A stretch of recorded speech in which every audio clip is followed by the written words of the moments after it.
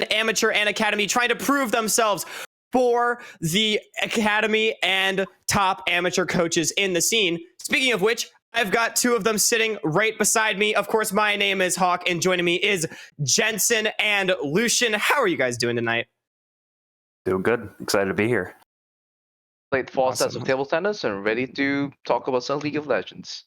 Awesome. Love to hear it. And we are dropping in hot to game number 1's draft right now. We've already seen a few bans go through, as well as first pick Lee Sin for Team A. And then we've also got Aphelios and Graves locked in on the other side. LeBlanc coming through. I'm just going to straight up send it over to Jensen, I guess, to start off. What do you guys make of what's been happening in this draft so far? I'll go first, right? I think LeBlanc is a pick that we've been seeing been blind picked a lot of worlds. It creates a win condition by itself. If you get the champion fed, or if you get the champion to a power spikes, you can kind of take over the game if you have a strong LeBlanc player. So when somebody goes for the blind pick, LeBlanc is a sign of confidence on their side. And if you see the likes of Aphelios, if you see the likes of Graves, these are champions that don't really have the best lockdown. It's champions that LeBlanc tends to do well against in general. But at the level that we have been playing at, the default response to LeBlanc has always been the likes of Lissandra, something that has always been a very traditional counter, provides a solid lockdown to deal with the champion in the mid lane. Not to say that's a hard counter, but definitely makes LeBlanc's life a lot harder should they go for the Lissandra. And there it is. Lissandra is locked in, but I actually am really intrigued by the Senna pick, because at least speaking on Worlds meta, at least, which has been the most recent competitive tournament that we've all been able to see, Senna's not really been a pick, but I actually just saw a tweet from LS earlier today saying that Senna is actually maybe better than people might think. So, Lucian, what do you make of this matchup? Senna maybe going into the bot lane, into the hands of Wixxi against the likes of the Aphelios. So I actually really like the Senna pick. I think a big thing when you see Aphelios Graves 1-2, it's a very short range composition. They did not add a ton of range by adding in the Lissandra pick. So it's going to work in their favor by having that long range, and it adds flexibility. You can draft a partner with Senna to where you have an aggressive lane that you're going to play through in the bot lane. You can draft so that you're going to play away from the Senna, and you can pick an aggressive pick in the top lane. That type of flexibility will be really good, and to an extent, this can also show a different side for a player trying to show off his champion pool or just what he can bring to a team. I think this is a very good pick here. Right. I mean, we've seen massive pop-off performances from Wixxi this summer and through the entirety of Amateur. So I feel like getting a little bit more of a supportive side with the really aggressive Lee Sin LeBlanc locked in could be extremely good, exactly to show that flexibility that you mentioned. But as we do round out the second phase of bans, a lot of support focus. Of course, the support matchup for tonight should be pretty exciting. Of course, it is going to be Fizzi up against Trevor, two pretty high tier prospects in the amateur scene. Jensen, what are you hoping to see come out of these guys? There's a Senna pairing here, and I think they've been to the more traditional support, so I think that their read on Senna is this should be a farming Senna. But if they go for like a fasting Senna, we've seen some like Senna Wukong being played at Worlds, Senna Sion, Senna Cho'Gath should be options as well. And of course the standard Senna time mechanics would also be very effective here for the bot lane. I'm not sure if that's really in Fizzi's wheelhouse. Fizzi played a lot of Alistar during his time when he was playing in the Academy in spring. Ooh, it's a Senna Nami. Okay, I didn't expect that one. Senna Zillion was something that used to be played when they played double range, or maybe the likes of a Senna with the likes of Seraphine as well. Nami could be the flavor of the month. I don't really think this has the highest synergy, but I'm willing to be proven wrong. Yeah, not exactly what I would have expected either, personally. But of course, I mean, it's going to be impossible to force Senna Nami out of lane. The sustain that can come through from them, the range, I feel like must be what the thought process was. But it all comes down to Srtty's counter pick here in top lane. And we're really seeing the compositions round out, looking like a lot of mid game for both sides. And it looks like it's not going to be the Wukong farming with the Senna, but the Wukong potentially locked in top. Of course, it is just a hover, so not guaranteed yet. Lucian, what are you really wanting to see these teams play around at this game now that the compositions have been rounded out? Well, I really like the red side's comp. They've got Engage set up in it. They've got a lot of kite back. I really like the Lulu pick to pair with the Graves and the Aphelios. And I think on blue side, they didn't really come up with an answer for how they're going to get onto the Aphelios. Obviously, the range still being an issue for the red side, but I think both sides have some very unique compositions, I guess to say the least. Red side's really heavily indexing in team fighting, whereas blue side's going to need to get a little bit more tricky with the Lee Sin and LeBlanc. It's going to be really dependent on those two to get the early game rolling, get them into mid game, and then from there, they'll go to the rest of the map and try and kind of explode it. So I'd say the big things to look at for blue side will be their mid lane and their jungle and how those two play together. And I think from the red side, look to the side lanes. Look at the Wukong and look at the Aphelios. How hard can those two carry team fights between Wukong finding engages and the Aphelios carrying the team fight as the main damage source? Yeah, well, and I love that you bring that up because I feel like these side lanes are going to be super exciting. You know, as mentioned, Wixxi, really high prospect. Up in the top lane, we've got Gamsu up against Srtty. I mean, Gamsu has played at the professional level before. Srtty has been a pretty fantastic prospect throughout the year, so watching them two match up against each other should be extremely exciting. As well, Raheen against Wixxi, another fantastic AD carry down there. Lots of carry and utility potential for both of them. Jensen, do you really have anything to add sort of about what maybe these compositions really want to play towards in terms of, you know, how they're able to enable in the early game what these comps really want to execute in the mid game? Not so much about the early game, right? Because I have a different take on this. I think this game would just come down to the understanding of how, one, do they mark the LeBlanc in team fights? Because that's a very key thing. We saw this at Worlds as well, and I believe the game between Mad Lions and Genji, right? It just comes down to your understanding of how well do you set up so that you're able to mark the LeBlanc, so that the rest of your composition is able to move forward into their team. Now, you have some decent tools to do that. Wukong is good against it, LeBlanc's good against it. The other three, not so much so. So, and the way that Wukong Lissandra works is very combatant engages. My expectations in the mid game, the blue side team will be able to set up for some objectives, but then it's their ability to then make use of their first setup to really kind of like kite people out or create these scenarios for the LeBlanc to really shine, for the blue side team to be able to win the game. And as this is not a team that's played together a lot before, the team that has got a little bit more proactivity, the team that is able to identify opportunities a little bit better, might see the advantages in this scenario on the side of the Lissandra and Wukong.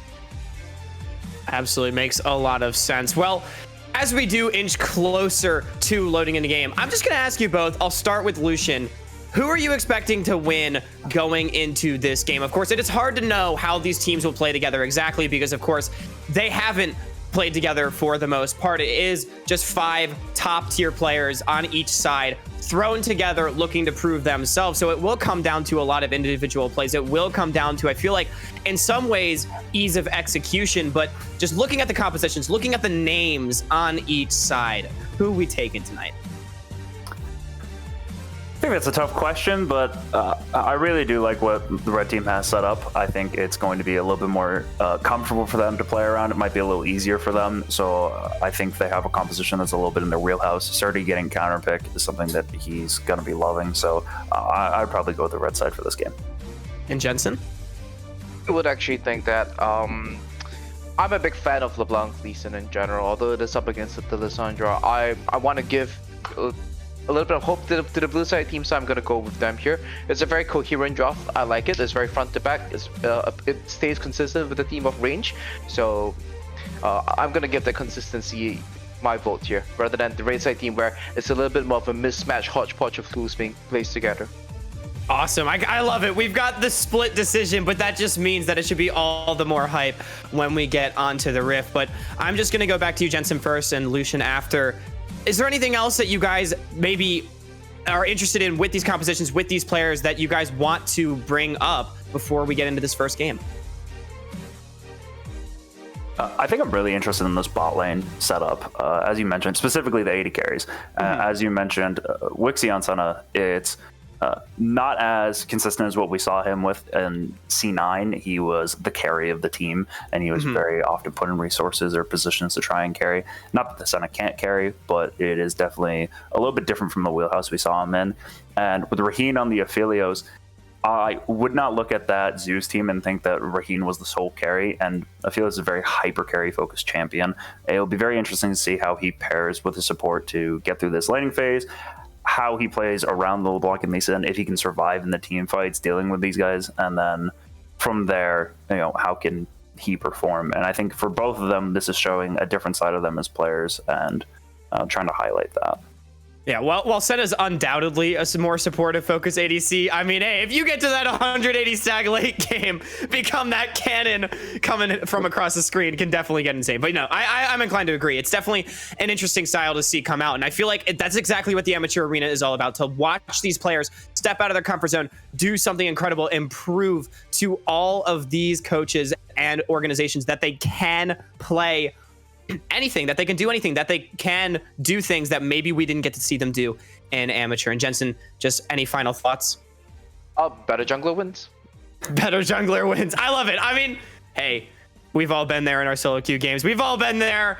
It's just how it is. Better jungler wins. We will have our eyes set on Perry and Dimitry, of course, coming over from the LLA. Should be extremely exciting to see him on the Rift as well. But the stage has been set. The champions have been locked in. The teams are ready to hit the Rift. We'll be back in just a couple minutes with the first game of Amateur Arena. Don't go anywhere.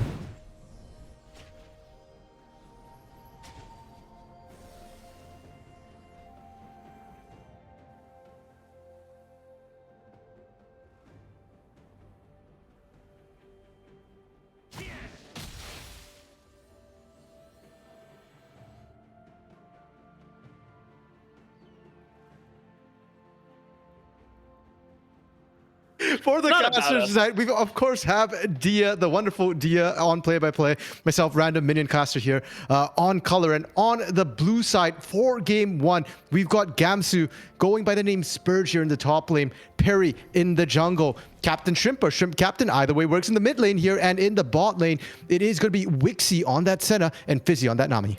Yeah, Fizzi you could pick up on. Shrimp Captain seemed a little bit iffy there, but the other side is also pretty self-explanatory for some, but also a little bit more cryptic. Srtty is going to be in the top lane. Dimitry, you can tell, in the jungle. Leo, a classic mid laner. Raheen in ADC. But Trevor is going to be in bot lane. Not Jan, not sure who that is. Well, I'm sure we'll remember the name by the end of tonight here. I do know that I was talking to Lucian a little bit before the game, and he was talking about this bot lane, as he did on the analyst desk, the focus on this bot lane and the fact that, hey, Trevor is a very good support, and when you pair him with the likes of Raheen as well, we can expect to see maybe some sparks early on in this lane.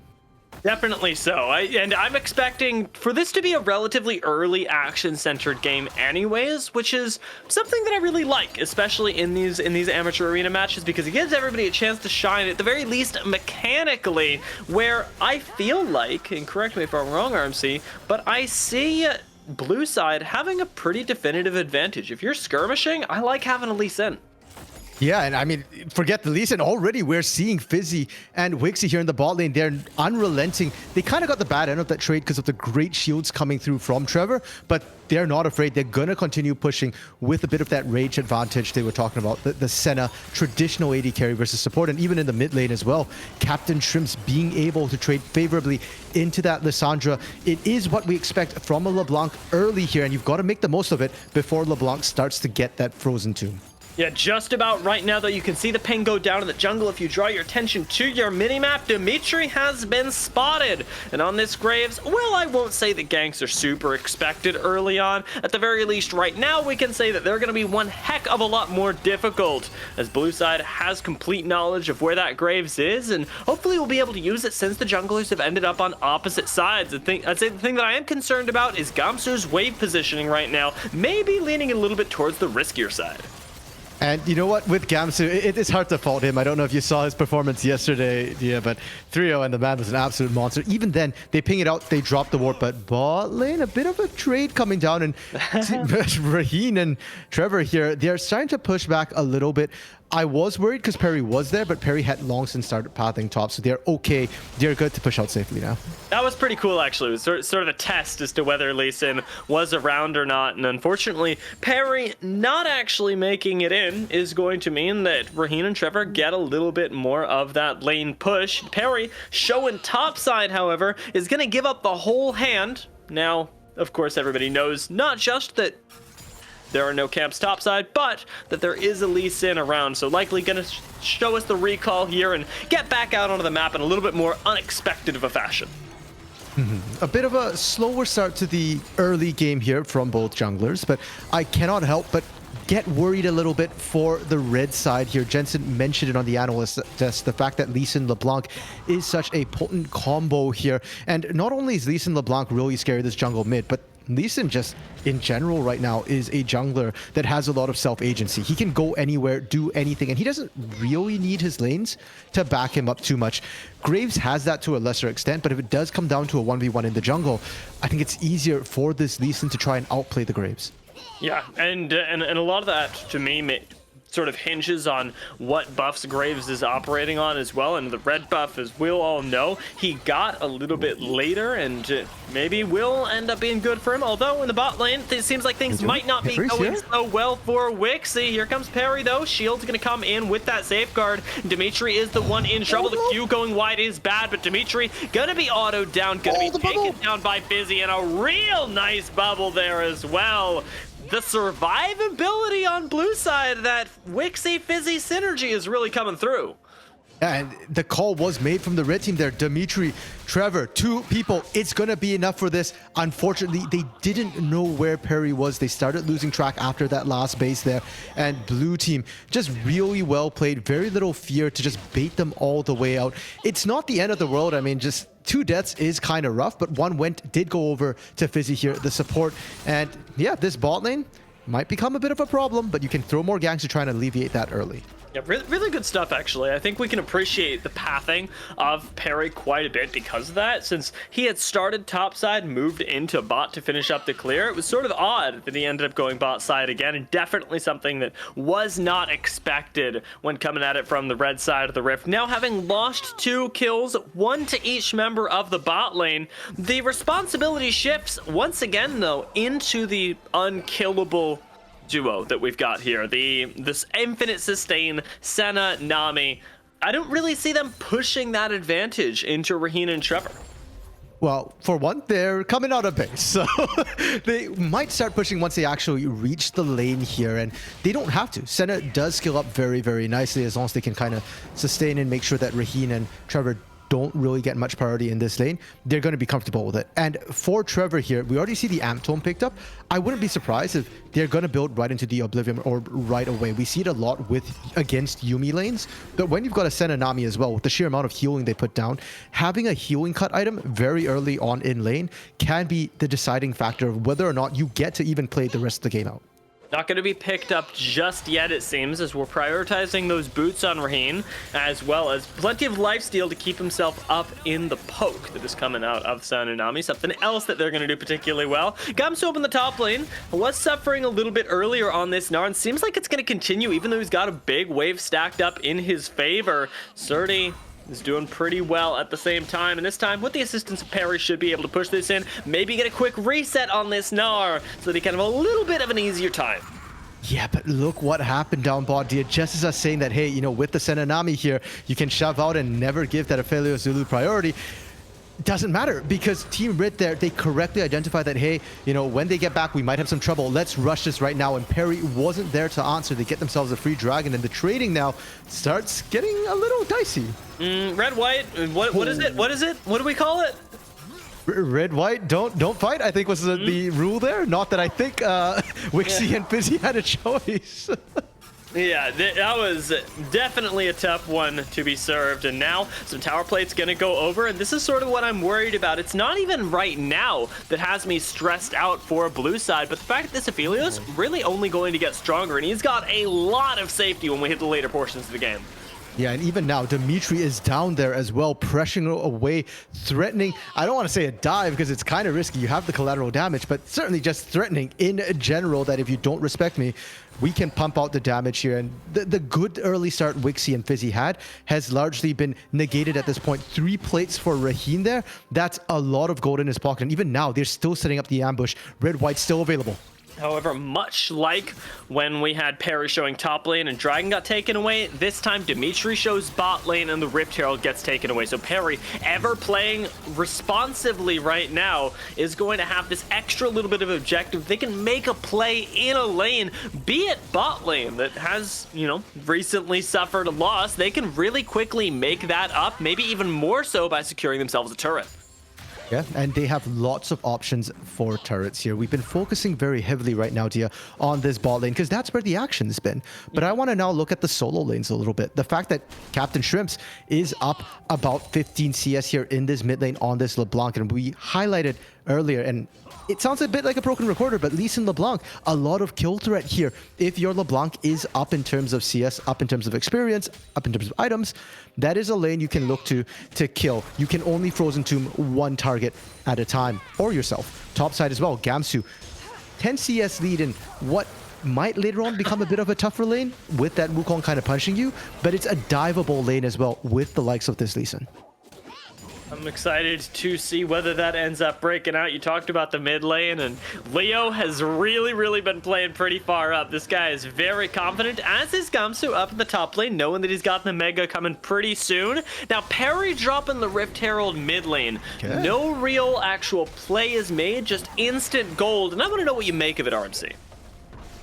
Yeah, it feels like it's a little bit of pressure. There was no rush to drop that Herald, no objective to take anywhere on the map, and it might just be looking for us thinking maybe favorable back timings, but with how long it took and the fact that CptShrimps didn't base off, I think they're just trying to get gold, trying to increase the kill threat in the mid lane again. Srtty, Cyclone, not quite hitting.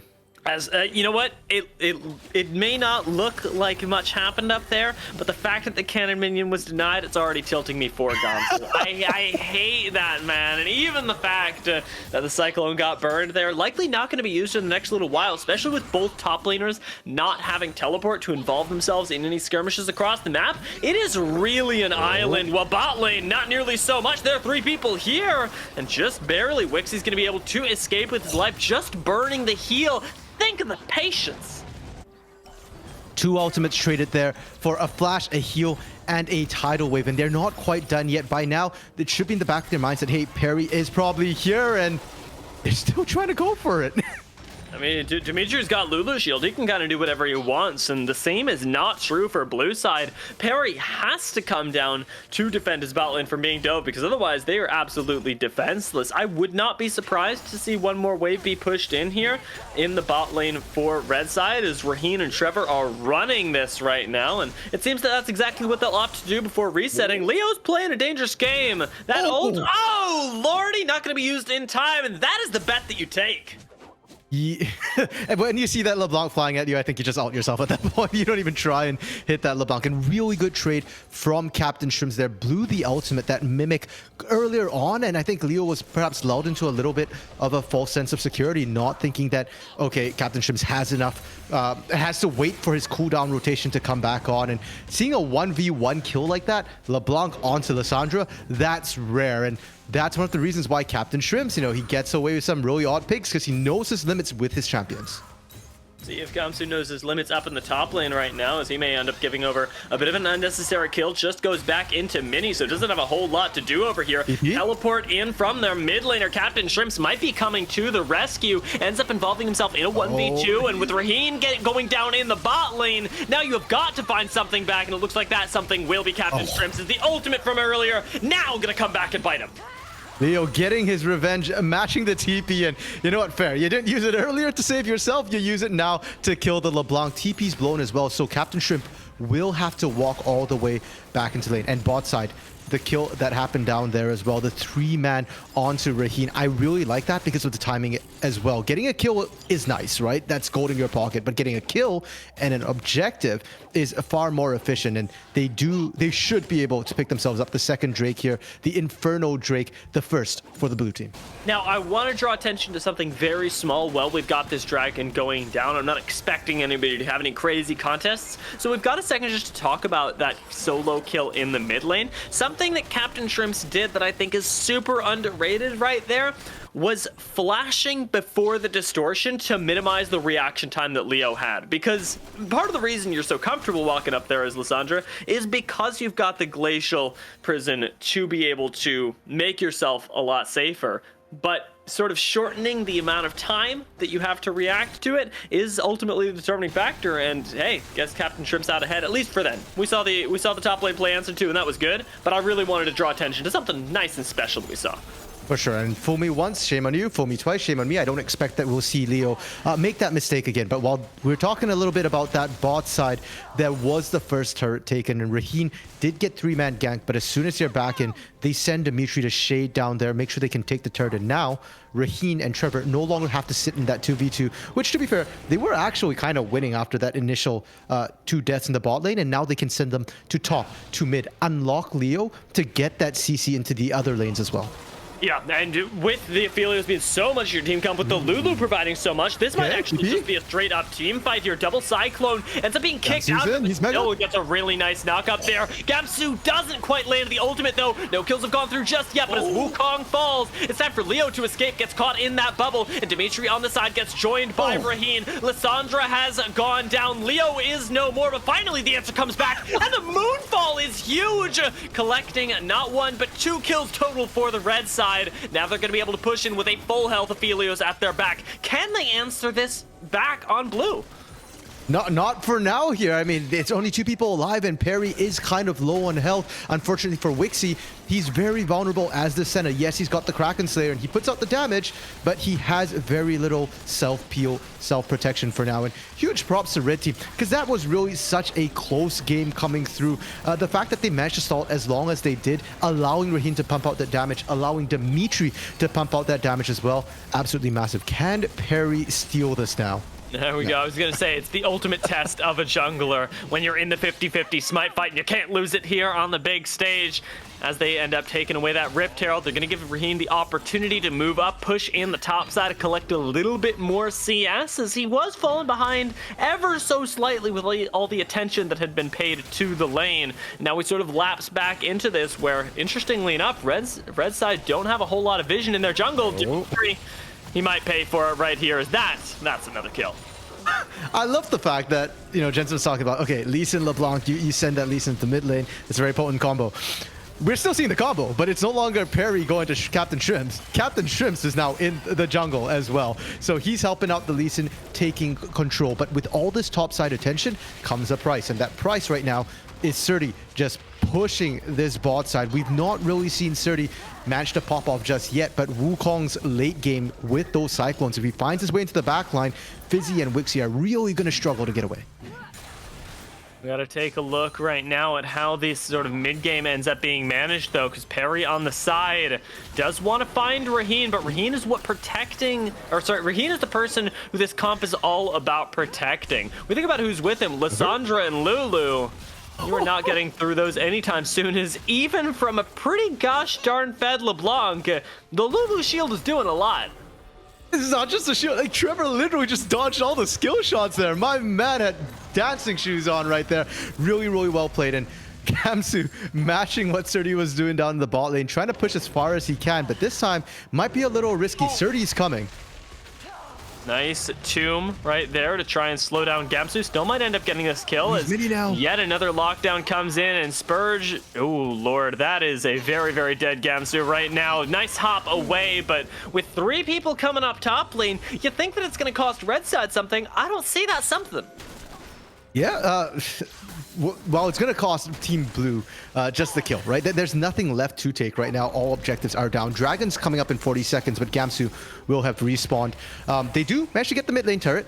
Great for them, but it's likely to be answered by CptShrimps here in the bot lane. CptShrimps also does have teleport, so if he wants to just take this turret, maybe shut the wave, base, buy his items, he can still reach that dragon in time for that fight in 20 seconds.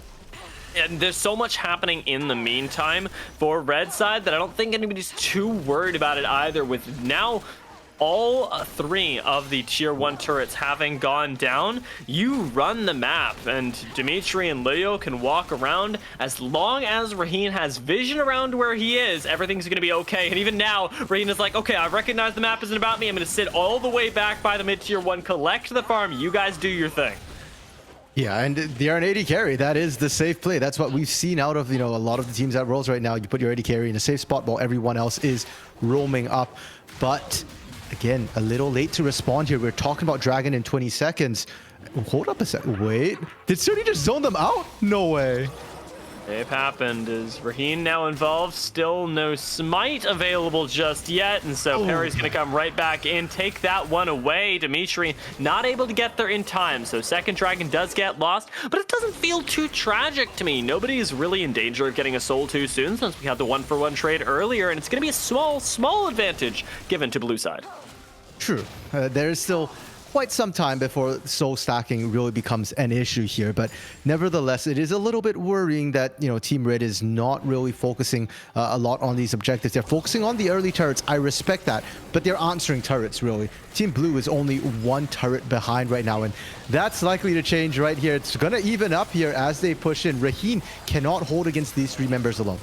No, and it doesn't even look like we're going to have any sort of team fight afterwards. As Perry going to be able to get away. The long range of Senna doesn't secure the last auto on the turret, and actually it's going to be left standing with a sliver of HP as Raheen returns to his true home on the other side, farming these Raptors. Okay, so my monitor screen isn't very high res. I can't even see the health bar on that mid lane turret right now. Yeah. It looks incredibly low. Meanwhile, Herald, I was just going to say, where did Herald go? I saw Herald getting dropped. I did not see Herald on the map, but it looks like they dropped it bot side. You know, perhaps was running out of time. I'm not quite sure what the call was there. There really wasn't anybody escorting it in. Leo? this is not a 1v1 that he definitively wins, although he doesn't straight up lose it. CptShrimps still going to be able to get out and play this engage on his own terms with the support of Trevor, though. That changes pretty significantly. Ignite has gone down, but CptShrimps still going to be able to escape the last auto.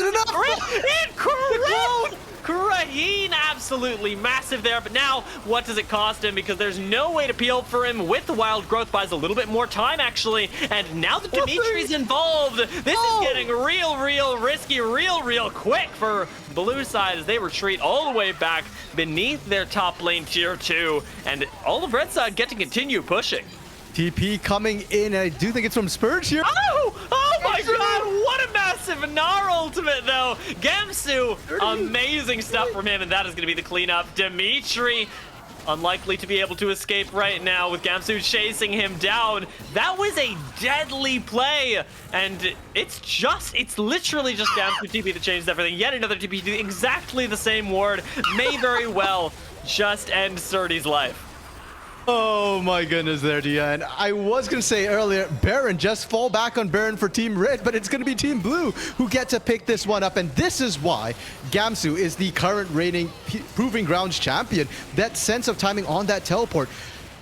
Srtty could have matched it, but he didn't. He still wanted to clear the wave, and both of them have such big team fight ultimates, so whoever gets there first really makes a difference. And then by the time Srtty arrives, his entire team is dead. You're alone behind enemy lines. You're kind of shafted. CptShrimps showing up, that was just overkill at that point. Those 4 members could have just collapsed and killed anyways. They still get Baron, and Team Blue, they finally cracked the game open, and it's their game to play now. And how do you expect them to play that game, RMC? Because I think you've got a few options, right? You've got a team that is more than ready to fight very clearly, but I would feel a little bit risky about taking a team fight right now. How do you expect them to break this down? For the side here of the blue team, you can afford to 4-1. Gamsu's doing really well right now, and he can handle Srtty in that 1v1. Despite the fact that Wukong is usually considered a bit of a counter to Gnar because he can choose to go in when you're mini, when you're mega, he can just dash away. The rest of the team just need to play it a little bit safer with the siege. With that Dragon's Rage for parry, they have solid disengage, and we've seen really good positioning from CptShrimps to avoid getting caught out by Leo in a spot where the team can back him up. Leo cannot burst down this LeBlanc 100-0 on his own. He needs the backup, and if LeBlanc distorts away quick enough, Frozen Tomb actually will not catch you right next to them, and you get that distance away. Oh, CptShrimps though ends up finding Raheen, or was he found himself? Now Raheen receiving all the support from Lulu, not going to be enough, and everybody is running for the hills. Great engage, great find actually from a blue side, and it results in yet another team fight win. And you can just tell that Team Red wasn't expecting them to turn there. Leo wasn't with them. Srtty wasn't really with them either. Not quite in position. Then they were just trying to set up, maybe look for the fight. But that's on CptShrimps. Going in like that, aggressively spotting them out, and then not getting caught. Because without Leo there, you don't have that point and click CC to lock down this LeBlanc. Jensen said, you first picked LeBlanc. You're kind of saying that, okay, you know, we're very comfortable with this champion. We think we're mechanically better. And CptShrimps is showing why he thinks that.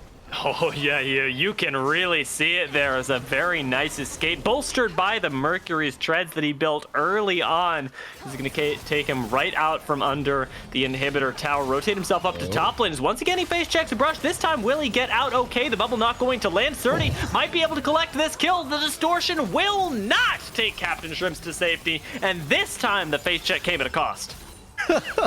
I mean, CptShrimps obviously thought he was the better mid laner. He forgot to take into account that Srtty is in the other team as their top laner. And this is kind of the problem. Srtty is a very strong mechanical player, and we've not seen him in a lot of these team fights. This is what that Wukong's bringing to the table right now. And I think if Srtty is there at the start of fights, they can still win these big team fights. They have a strong team fight composition. They've got a lot of tools to counter what it is Team Blues bring to the table. It just needs to be them being proactive, them kicking things off with their damage. At a 7,000 gold deficit, things are pretty darn hard for red side. But I think that we would be fools not to say that the path back into the game is still basically right in front of them. They are 1 or 2 good team fights away from taking this one, and really do need to have that front to back. You talked about Srtty and sort of having him there as as mechanical backup. A big part of this does need to be the team fight setup and vision around Srtty to allow him to get things like these flanks off to start team fights confidently, because otherwise you can really see that with all of the burst on blue side that these fights are likely to be over before they're well and truly started. Oh yeah, that was literally what happened in the last fight there. That by the time Srtty did teleport, it's just the fight is over, and that's why we heard on the analyst desk, right? A lot of this is just who pulls the trigger first, who's in position, and a little bit better to pick this off. Now Leo setting up for a potential ambush there, dodges away that Sonic strikes, the Sonic wave, so they don't know he's there, but Team Blue, they aren't risking it. They're backing it off. There's nothing for them to fight for. Baron's up in 2 minutes. They just took the Dragon, so that's going to be just shy of 2 minutes as well. And if they overextend and lose here, it's on them. Trevor's positioning scaring me a little bit, even though they're searching for the engage. How are they going to do it? Nice flash there, and an even better lockdown comes in. It's all expended. The ult, the flash, everything from Leo to find that pick, and it's 3 minutes before the next Dragon, a minute 30 before the Baron, so they can't actually get anything for this, and they might lose some even, as CptShrimps is continuing to push on the top side. Dimitry ends up face-checking inside of the jungle. The insect comes in. The Lulu Graves combination maybe enough for now. Raheen ends up coming in, doesn't find the Moonlight Vigil, but now Srtty is involved and needs to very quickly disengage as he's going to end up going down inside of enemy territory. And Leo may very well do the same thing. Doesn't have the ultimate to save himself right now. Has to burn the stopwatch. Is this enough for Raheen to chew through blue side? It is not, and a second member of red is going to fall. You know what, that one's partially on the gold lead. Red team did play it well initially, and Dimitry, you could see the damage that he can put forth with this Immortal Shupo and LDR. It's not the lethality build, but it can and will eventually cut through you as well. They were kind of winning that till everybody started showing up, and then the gold lead starts to make a bit of a difference here. The good news is everybody will still be up in time for this Baron. The bad news is what's been expended here. The flash coming from Fizzi and Perry will not be there. Leo's flash burnt earlier as well will not be there for another sort of flash snap Frozen Tomb onto Wixxi. The small reset coming in here with the gold lead ever continuing to grow. I think we've got to start imagining sort of team fight scenarios and start paying attention to how these things are being set up, because you talked about the gold a little bit earlier being a big determiner there.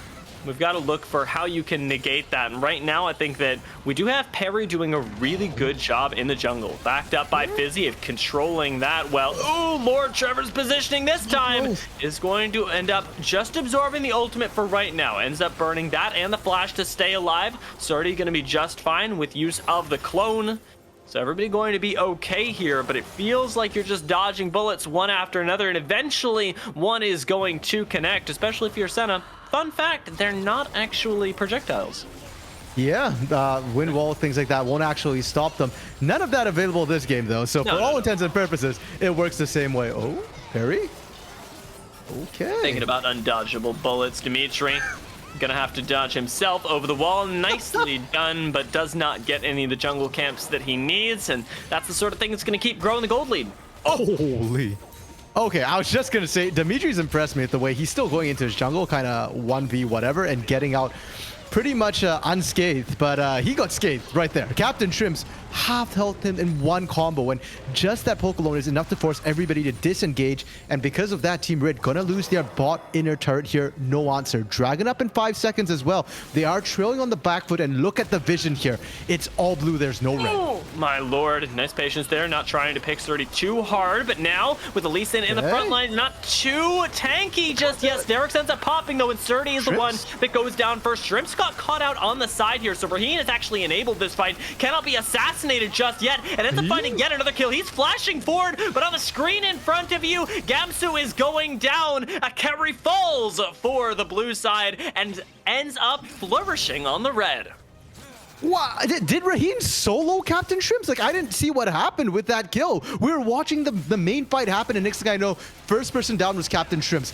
That is absolutely massive, because Shrimps has been the one to make a lot of these plays. And, oh, Perry, you knew, you saw, you had vision. I respect the attempt, but Yeah. that was a literal suicide. We got to give him the energy there, and hey, it couldn't have been better timing if you're on red side to have a jungler go down, because check what just came up. That Baron is looking delicious right now. Yeah, and as you rightly pointed out, Perry's not there. They don't even really need Dimitry. You want him there to secure it because the LeBlanc burst is still fairly big. And for blue team here, you can try and contest this still, try and poke them out, but you need all three of you there. If it's only one or two, you're just serving yourself up on a silver platter here. Look out for CptShrimps though. Almost half health is Raheen. Needs to be able to dodge that tidal wave. Gets back far enough that it doesn't matter. And as the Baron is secured, now you've got to run for the hills. Reset doesn't come in time for Raheen. And he's going to go down as Srtty and Dimitry try to escape through the jungle and are going to be able to. So 3 Baron buffs still available for them. Leo, Dimitry, and Srtty carrying them. And you got to be stacked on top of your Philios now. If the game even goes that long, right now, we've got 30 seconds left, and maybe we see a push for the end on blue. Yeah, Srtty has no ultimate here. That's your big team fight ultimate, and they're pushing in Dimitry with, well, CptShrimps with the magic trick to make Dimitry disappear here. Now it's a 2v5 here as they're pushing in. Even if they don't end it here, they should probably buy enough time that this Baron buff from red team will not see that much value. Yeah, we've got to see how CptShrimps ends up playing this, because one more pick really, really does end the game, whether it be on Trevor, Leo, or Srtty. But as you so astutely mentioned, they've done their damage for right now, having equalized that Baron, and I would dare say even more so as they retreat back and are going to be able to reset once more. The game still very much is favoring blue side right now, and once again, we're left with this feeling of red have to find a miracle team fight. Yeah, I mean, if we're, the gold being shown right there, you can see the discrepancy right now. It's what, 4,000 in the top lane, two and change in the jungle. Srtty trading with Perry. Does he have enough burst to kill him? Okay, no. Perry's decent. He's fine. But you can see the gold discrepancies in every lane pretty much. It's a couple of thousand here. It's adding up quite a bit. It's 8,000 team-wide, and while it doesn't matter that much, it is certain item breakpoints. I'm looking at Wixxi in specific here, 4 completed items, and I'm looking at Raheen, 3 items here. If Raheen was even, I think they have a much better chance on red team to try and fight back. We've already seen the burst he can put out, but when you're behind like that, it is a bit of an issue. And I think for red team, you're just trying to power farm your Baron buff at this point. It's just trying to keep your base safe, and you're waiting to hit some power spikes of your own for Srtty, for Raheen, and then you look for that big 5-man team fight 30-something minutes in. The death timers are long enough that you might be able to end off that. Yeah, and fortunately enough for them, they end up getting a few more waves of farm, and the fact that the inhibitors are down, rather, will be constantly feeding them income, but things are going slowly for them as that 4th item does end up getting hit. Bloodthirster is a nice addition to Raheen's arsenal, and will help him a lot in these team fights against LeBlanc, but only if he's a part of them, as that's a lot of damage answering back onto Srtty just for poking his head into the jungle. Yeah, and that's just from Perry pretty much there. Perry is not even a big damage threat first team. Yeah, he built Serpent's Fang, which, you know, helps a little bit with the damage, the lethality there. But he's still running Sterix Gauge, Gore Drinker, right? This isn't full lethality Lee Sin. And if he can do that to you, imagine what CptShrimps or Wixxi is going to do to you. We've not really been able to check how many stacks this Senna has, but I must imagine by now that Wixxi's got a ton. It's hitting like a truck, and the range on this Senna might start becoming an issue as well if you can't actually engage onto this backline. We'll wait and see how that one ends up working out. We've got Nami with an Imperial Mandate, fully loaded. One of the most irritating things that I can experience in my solo queue games is when somebody gets to proc that on me for free, and for Senna it's going to be for free from a million range away as well. So I can imagine that things are going to get pretty darn tricky. Red team very clearly want to try and find a team fight to equalize that, but with CptShrimps split pushing what is an already very intrusive lane into the base over and over again, Leo, a big part of the peel for Raheen, can't actually be there. And I like what red team was threatening to do right there, which is you can send Srtty top, because at this point Leo can't actually solo kill CptShrimps, or at least we've certainly not seen it too often. But you send 2 members there, especially one with damage, and you can burst them, but you have to do it quick because Dragon spawning in 15 seconds, and this one is Ocean Soul. If you thought blue team was already a menace to deal with and their range, their poke was frustrating, once they get Ocean Soul, their siege is unstoppable. I've got to appreciate Perry's positioning right now. He is ready to find that insec onto Raheen. It just takes one play to do it. Srtty involved up top lane. He's already started the ultimate. Here comes Perry, and he ends up finding the kick onto Leo, who turns the glacial tomb on himself. Now Raheen turning around, finds a huge Infernum, deletes Fizzi, and can he 1v9 this fight? He cannot, as he gets taken down by Gamsu. The numbers are still pretty even. Flashing forward is Wixxi, though, and you called it out yourself. This Senna is massive at this point, and with Raheen gone, nobody can answer that damage. Oh, and Dimitry. What? All right, well, that's the end of that one. That's a GG. Go next. CptShrimps is distorting onto people's faces, and honestly, it doesn't even look like they're there anymore with the amount of damage that he can do. A full ace comes in. Blue team has managed to weather the storm and honestly create quite a bit of it themselves, and they move themselves from game one with a victory. Looking pretty darn nice, I gotta say, RMC. Yeah, and you know what? I think a lot of it does come down to draft. Jensen, pointed out that, hey, they have a higher threshold of execution, but if they play it right, it works out really well. And they definitely did play it well. Wixxi rather quiet on that front for most of the game there, but 3-1 and 16, and by the end of it, Senna doesn't need kills. Senna just needs time. It's a ticking time bomb. Unfortunate for Raheen here, but Red Team, they have time to go back to the drawing board. Let's see what else they've got in their pockets here, because we have ourselves a block of 3. So there's 2 more games here. It's not a best of series. It matters less about who wins and more about who's performing better in any given game. Yeah, I mean, I think that off of that game, I've got to give a lot of praise to Gamsu. I think, anybody watching it would have seen some incredible ultimates, some great positioning on the Gnar. Although lane, I would say, did look a little bit shaky, and Srtty definitely got his chance to shine there. The transition into the team fights was marked by some really good control from blue side as well, and definitely you pointed out Wixxi and sort of the consistency that he was able to provide on the Senna had his own chance to do great things as well. Now I want to see what the analyst desk has to say, because I won't lie, RMC, they're a heck of a lot smarter than me. So let's pop ourselves over there, and we'll be back with game 2 in just a few minutes.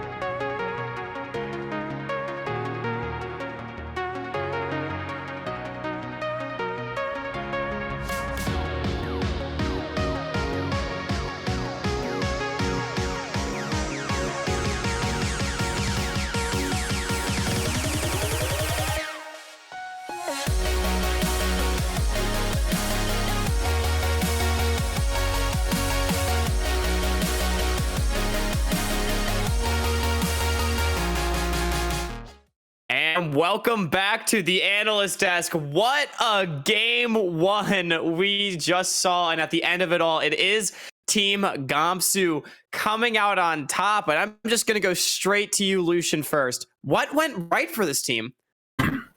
I think a big performer in this game was Perry. I think he showed up in a big way on the Lee Sin, managed to get around the map often and link up with his teammates to make big plays, and he counter-ganked really well. He found his timers to stop the aggression from the other side, keep things rolling in his team's favor, and all in all, I think he had a very clean game on the Lee Sin. Yeah, absolutely. I mean, I have to agree. And you said going into game that it would be about the mid jungle for blue team, and it was. LeBlanc got ahead early, and Perry in particular showed up for the plays and was there for his team to turn them around. So, Jensen, going over to you, if you're on the red side now, what sort of happened this game that maybe didn't go according to plan? I think there's a few things that you want to look at, right? First is in terms of how do you construct your early game plan, and this is something that I mentioned as well in the pregame segment. It felt like the blue side team had a very coherent approach towards the mid game. They wanted to play with range, they wanted to play with that. Whereas on the red side team, there's a little bit of fiddles that kind of wants to do that, yet they have these champions that want to go in as well. So it's a higher level of execution that you have to reach. And I think the big idea here is that you have to understand the style of composition that you're playing. Is that if you're playing for what I call pick and disengage, if you go in there, you blow your big cooldowns. If you haven't taken out the Gnar, if you haven't taken out the big champions on the opponent side of the map, you then have to call off the play, just take the reset, and then be faster on the map.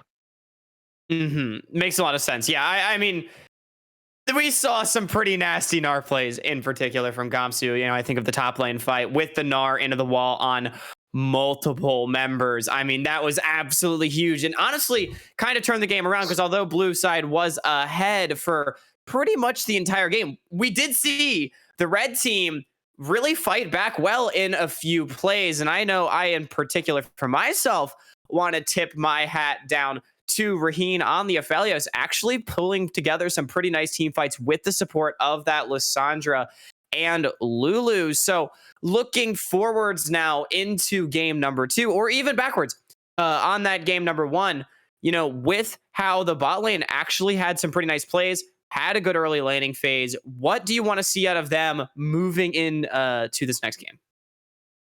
Lucian, I'll go to you. Well, I want to see a little bit more of the same.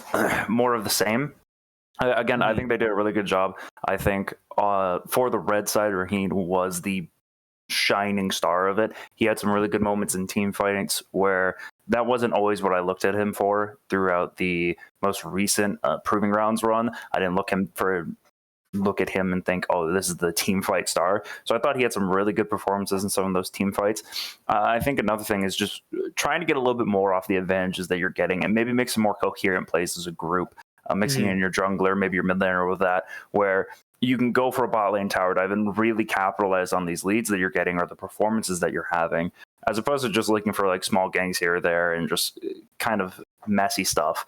I'd say that's the big thing that they need to focus on, is getting some really solid plays going that can really change the flow of the game and get them some things to play through. Absolutely, absolutely. And, you know, I think of sort of proactive plays that were made, like around the Rift Herald. Herald was picked up, but it wasn't actually able to be dropped early enough or with any sort of setup to actually get an advantage out of it. It just had to be dropped bot lane, got taken down at the end of that play. And then so all the investment up towards top side doesn't end up really amounting to anything, which I feel like makes things difficult. But Jensen, going over to you, do you have anything to add to maybe some of the shortcomings of red side and how blue side was able to capitalize on it? I think basically for red side, like I mentioned earlier, burden of execution for the composition was slightly higher. They didn't really have lanes to really play through, so it just comes down to them having to play this what I call timing composition, right? Where you need to hit a particular item spike at the mid game and then really be able to press the agenda with it. But unfortunately, I felt that throughout this game they played very reactively, and this is due to 2 reasons, right? Yes, the early game and stuff didn't help, but the way that support and jungle link up in this game, it wasn't really happening as compared to what we were seeing from the blue side team, where you would see parry jungle, CptShrimps, and Fizzi. There would be 3 men walking into the jungle proactively looking to do things and find picks. On the other side, a lot of times you would just see who was the support there? The red side support just randomly walking into the Trevor. He's just walking into the jungle and flipping it. You know, a few times he could have gotten caught up by the LeBlanc and stuff, but the LeBlanc missed chain. That should have been a free kill on the Lulu in some of the scenarios as well. So not having a clear plan and not being able to coordinate with it, I think it's natural when you don't have a coherent team build up. But one team was definitely a lot better in terms of coordinating how we are playing to one side of the map as compared to the other, where it's just defaulting to, okay, I'm a jungle, I'm just going to farm my camps up, I'm going to go for those instead of looking for this is the side of the map that we're controlling, this is the side of the map that we're playing to. And this is one of the things that solo queue junglers have to realize as they transition into competitive, that you can actually just play for one quadrant of the map and then there will be farm and things for you to do there as well, as compared to just simply banana clearing your own camps. Absolutely. Yeah. And I feel like one of those things that is so integral to competitive League of Legends that's not a part of solo queue, as you just mentioned, Jensen, is that being able to work with that 3-man unit, jungle, mid, and support, because you can influence so much of the map through that, and it's about how you play on your side lanes then with that sort of advantage that you might be able to gain, that I feel like is really where the game can sometimes revolve around. And, you know, it's kind of interesting too, like with the amateur arena, we get to see a lot of the mechanical prowess of these players and how they play, but you know, here on stream, at least, we can't actually be inside the comms of the players, right? To hear who's actually stepping up to be the shot caller for these teams, for example, who's orchestrating these sort of plays. And as you mentioned, and you know, we've gone over a few times, like these guys don't play together normally. They are just a bunch of prospects that have been thrown together or volunteered to play together for the purposes of being able to show off their skills. So it's really intriguing to me almost theory crafting, if you will, about who those big leaders could be. But at the end of the day, it was blue team that had the. Oh, sorry. Go ahead. Yeah, I do have something to add to that, right? In terms of shot calling, that if you're going to be on the engaging side of things. So previously, I talked a little bit about a more broader. I think it's the more difficult to work on concept, but I think something that can immediately be done by whichever team is playing has to play the engaged side of things instead of if you're the shot caller, instead of saying, hey, can we look on this guy? This guy's trolling. Can we look on this guy? And that's the usual type of comms that I tend to hear. Talk about we are playing on this wave, we're defending on this wave, and then it makes it a lot clearer for everybody where they should be positioning, how they should be standing, and what they should be doing at that point of time. If we talk about defending waves, instead of saying, I think this guy is out of position. So that's something that can immediately be worked on for whichever team has the Lissandra or has to play the engaged side of things for the next game. I think to go off of that a little bit, something that I know I've personally implemented on the teams I've worked with, and I think also helps clarify that, is usually whoever has the trigger that they need to pull on the team. So whoever's the engager for the team, I usually like to teach them to go off of if-then statements. So if I see X person step up, then we're going in. Like making things very clear for if we see this, if you see this clearly, go for it, so that there's no miscommunication for, if everyone sees it, everyone's going. And it can really cut through some of that questioning of, is this the right play? Is this the wrong play? As long as you're all on the same page for, if he sees this, he's going, so we better be there, then it opens everything up for the players and makes it a lot easier for them to, get their engages, make their plays and things of that nature. I think we have a little bit of time here, right? So let's just explore the concept of what makes good communication as a whole. And I think that as a player, if you find yourself talking about the now, I need this now, we need to go now and stuff, it's usually a little bit too late. So like what Lucian was bringing up, you time shift things a little bit forward. You set trigger conditions, you set ultimatums, or like the initial suggestion that I had, you just say that we're defending this wave so that people are able to plan in advance. So when you're future talking, when you're future shifting, then that's a sign of good communication. The same applies to laning as well. I'm gonna need help in 1 minute, right? My wave is crashing in 1 minute, my wave is crashing in 30 seconds. It helps the jungler a lot. And of course, the worst type of communication is when you start to talk about things in the past. We should have done this instead. We should have done that instead. And then that's when you're just doing it not so much to help the team, but for your own mental. And that's a whole different topic altogether. But I think the big thing to so-called hack your language to make you a better shot caller is, instead of using the present tense or past tense, use things in the future tense as much as possible. And you find yourself making better plans. You find yourself being able to coordinate things better with your team as well. I love that. That is incredible insight into, sort of what goes in to all of this. And I mean, now we can all take this back to our lower elo amateur teams and learn from that. But that is incredible insight into what actually goes into making a good play, right? Because especially the point about, if you're calling something in the moment, it's going to be too late because the moment's passed by the time you've said the words, right? So it definitely, becomes a little bit difficult, but it does appear that we do have just a few more minutes till the players will be ready for game number 2. So we're going to go to a quick break, but make sure you all don't go anywhere, because when we come back, we're going to be getting hot into the action with game number 2. See y'all in a few.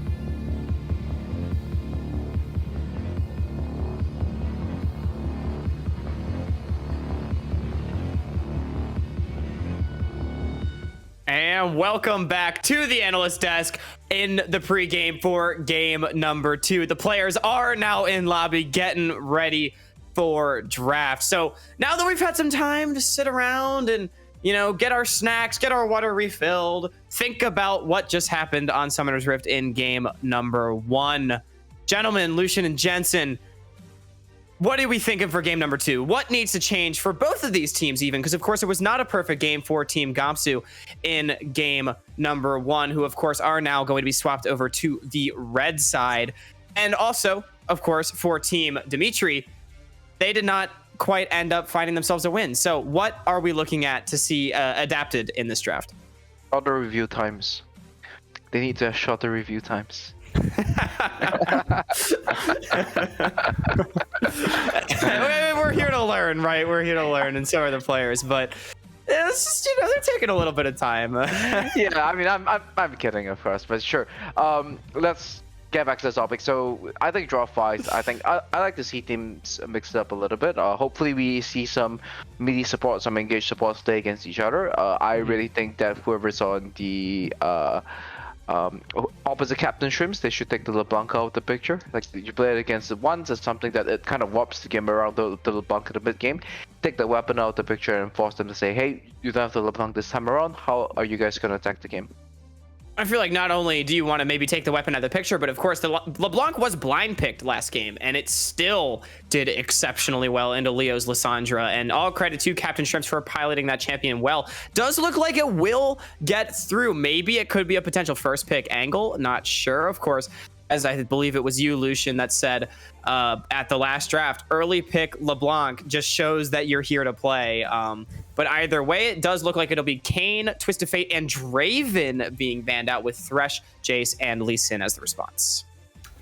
Yeah, I think the big thing I want to see out of this draft will be just change everything up. You know, just show how deep your champion pools are, show how many different styles that you have that you can play.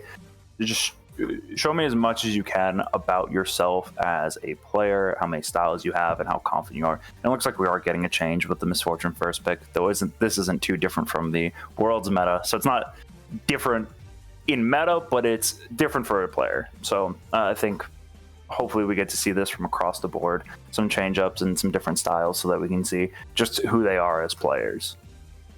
Right, and to kind of dive into that pick too, I mean, we saw out of Raheen last game a pretty solid early laning phase on the Aphelios into that Senna. Of course, you know, the kills that went down with that early gank definitely made things a little bit more difficult, but we did see them, you know, transition their early pressure into a dragon still. So there were some good things out of that. And Misfortune is an extremely lane dominant ADC. Of course, Lucian going to be the response. Also very powerful, very aggressive in lane. It's already going to be a very different style from what we saw last game. Instead of long range artillery and utility, it's going to be in your face damage, and Xin Zhao will be the jungle pick, another aggressive early jungler. Yeah, this is a full shakeup, more or less exactly what I was asking. I'm excited to see how they round up these bot lanes. A lot of people have been going with the Yuumi pick and the Nami pick to pair with Misfortune and the Lucian, respectively. But there's also been things like the Leona that have been paired with MF and have been incredibly high prio. They go with the Yuumi. I think, obviously, it's shown a lot of power at Worlds.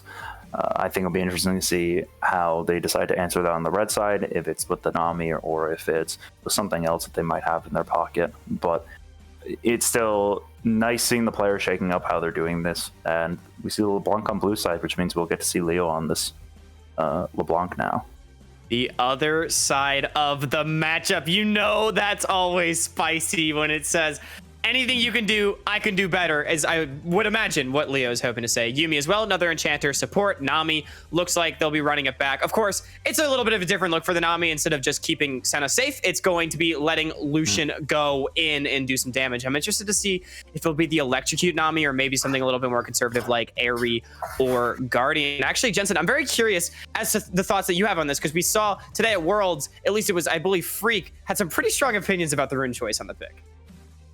Electrocute and against the Yuumi matchup is very useful. The ability to just get the burst in, especially when you coordinate that with a gank, is definitely a lot better as compared to the AoE. And I think this is very specific to Nami Lucian, right? Because the ability to just simply trade on to opponents, they don't see the damage coming in, and it's a way that you can just simply cheese out a lane level 1, and it's hard to deal with in general. It also lets the Nami Lucian be a lot capable of, be a lot better at fighting the 2v2 all-in. It lets them be a lot better at executing dives as well if you go for the electrocute. Because if you go for the Aerie, it's more of a poke matchup, and in that case, I think you're kind of playing more into Misfortune and Yumi's strengths, where you're having this war of attrition and you're trying to throw cooldowns every where you're trying to throw cooldowns every on every wave, you know. And I think the interesting thing here is that they chose to pinch the support and mid pick here, where they would go for Yuumi and LeBlanc on 2-3 for the blue side team. So this forces them to think: do you value the Nami more, or do you want to go for a Lissandra or a Silas? And I think that here they felt that Nami was the best answer by far, so they're going to be dropping the mid options later down. And in fact, the Lissandra is still completely open at this point of time. I think an interesting part of this is actually CptShrimps' champion pool. Now that he's on the red side and in LeBlanc, he's shown a very weird and deep champion pool through his time on C9, throwing back to things like the Singed and Rumble being picks of his. So he might have something else in store into LeBlanc, or he goes classic with the Orianna. I think it works out fine, and I think this is everything I was hoping for in different styles for the players. You have a very aggressive bot lane now for Wixxi and Fizzi, just to show we can play a different style and Wixxi can focus on carrying, and CptShrimps off of something high damage and mobile like the LeBlanc and into something a little bit more teamfight focused. And I think that's a nice little shakeup. And I think if they go with the Hecarim here, I actually really like the pairing with the Yuumi. That's going to be really fun to watch charged into a team with a Yuumi on top of it. I think that's an interesting pick. I don't know its current meta relevance or how strong it is, but I do like the pairing individually. Yeah, I actually think Hecarim's been coming back a little bit. We're going back to MSI meta. It's Hecarim and Xin Zhao all over again. But and the Orianna pick is so interesting because it definitely is not that super aggressive mid-game style that we saw from CptShrimps last time. And it's also not really, you know, a lane dominant counter pick. It's not something that's necessarily going to beat this LeBlanc super hard. It's just something that's going to survive the lane up against the onslaught of damage and be able to be relevant later on. But that's a Fiora locked in blind coming through for Srtty up against Gamsu. That is spicy, and it's immediately answered with the Poppy. We've got the top lane Armageddon coming through. I'm excited to see this. Jensen, what do you make of it? Well, I mean, it's I think what we have on the red side is your usual Exodia at the lower levels of competitive play, you know? You have a decently scaling bot lane, which is not the best scaling, but I think the big parts of this is true tank in the top lane, strong confirmation in the mid lane, right?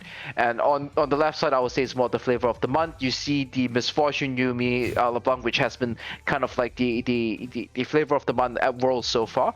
And the interesting thing that I have to notice that both times now we have seen LeBlanc be blind pick, and the other side of the other composition doesn't immediately go, okay, they have LeBlanc, let's just go hard lockdown, we're gonna grab Camille, we're gonna grab Lissandra, we're gonna get these champions that like go, you know, like Viego, Lissandra, Camille, very effective answers to the LeBlanc. But instead we've been seeing Orianna. In the previous game we saw it was the Graves was picked first of sorts, so it's interesting to see how these teams are responding to the LeBlanc, and if it proves super problem once again, hopefully in the third game they either take this champion out, because it is very clear to me that teams are unclear how to deal with this pick, or they just go in there and hey, drop the ego, LeBlanc's the problem, we're gonna pick the Camille, we're gonna pick the hard lockdown for her, even just pick the Nautilus support as well, you know? Yeah, I mean, definitely a pretty, I don't want to say super standard necessarily, but the idea behind the red side comp seems pretty straightforward. Early game jungler with a mid game bot lane, control mage, as you said, and a tank. Then definitely flavor of the month is the answer for blue side. I don't know. For me personally, I'm not really sure if this is a flavor that I like or not. I mean, obviously the champions individually are extremely good, but when it comes down to making plays, it seems like the burden of execution is a little bit higher on the blue side team. I don't know if you all have thoughts on that. Yeah, well, just to chime in on this, I think they both have fairly clear goals for how they want to play this game out. You have some split push presence and people who will be hard to answer to inside lanes with the LeBlanc and the Fiora. You have some ways to actually get in, and the Yuumi and Hack Room will kind of just be a nuisance that can deal with what's going on the other side. Whereas on the red side, you're clearly going to want to play to your bot side. You're going to use the Xin Zhao to play with the Nami and Lucian, take over bot side of the map, playing away from the Poppy. But I love the Poppy pick. Back on my time on Polar Ace, we had at times 4-way flexed Poppy. I have always loved Poppy. Wait. It was in mid as well? It was in. We did try it in mid a couple of times. That is awesome. I think it is a fantastic champion when the time arrives for it, and I think this is one of those times that works out really well. You've got a lot of disengage on your composition, and you have some people that you can stop with the dashes. I don't think it's the best Poppy game, but I think it's a fairly solid one, and it does fit into the wheelhouse that Gamsu showed throughout the season, where he was playing a lot of tanks, a little bit of weak side when he was on 100 Thieves next, and then on 100 Thieves Academy. So I really like both sides here, the fact that they just kind of have a clear way that they want to play the game. I'm gonna pose you a question here, right? Like, given that this is supposed to be a showcase of sorts, and you're trying to get as much of your portfolio out there to the teams, if you're Gamsu, should you continue to play within your wheelhouse and then be so-called profiled into like this tank weak side player, or is this a chance you're playing against Srtty is comparatively a weaker top lane as compared to the likes of Dokla or Jenkins or Niles, right? That they were playing against, like he was playing against at Proving Grounds. Shouldn't this be the time for him to say that, okay, this is where I'm going to show where I can play the Camille, where I'm going to show that I can play these other more carry style of champions as well, maybe even perhaps the Jace, or even going for the likes of a Jax in some of these matchups? I would absolutely agree because of the fact that it's a showcase, and that like if this was a main tournament, I think the Poppy's fantastic because it really fits your team composition, and this is what your team comp is set up for. But I agree with you. I think a lot of people would be questioning what Gamsu brings to the table as a carry, and considering he started tonight on blue side, he's not going to have another blue side game. I feel fairly confident saying Srtty's going to be 5-pick again in game 3. So this could have been his opportunity to have that counter pick into the top lane and show what he can do on a carry or show what he can do in a counter matchup. So I do think to that extent it is a wasted opportunity. But I think some people just have their style that they want to showcase, and they do take it in their own ways, I guess. I'm just appreciating the fact that these states are unable. They're completely unable to pick and ban the champions properly. It's so the Elise first pick. You know? I saw that and I immediately checked. I was like, did I miss something? Like, what was one of the picks supposed to be Elise? Nope. The drafts are right as we see them on our screen. You know, they may be extremely good at League of Legends, but drafting is hard. Typing in your champion name and clicking it can be a little bit of a challenge. But you know, it just gives us a little bit more time.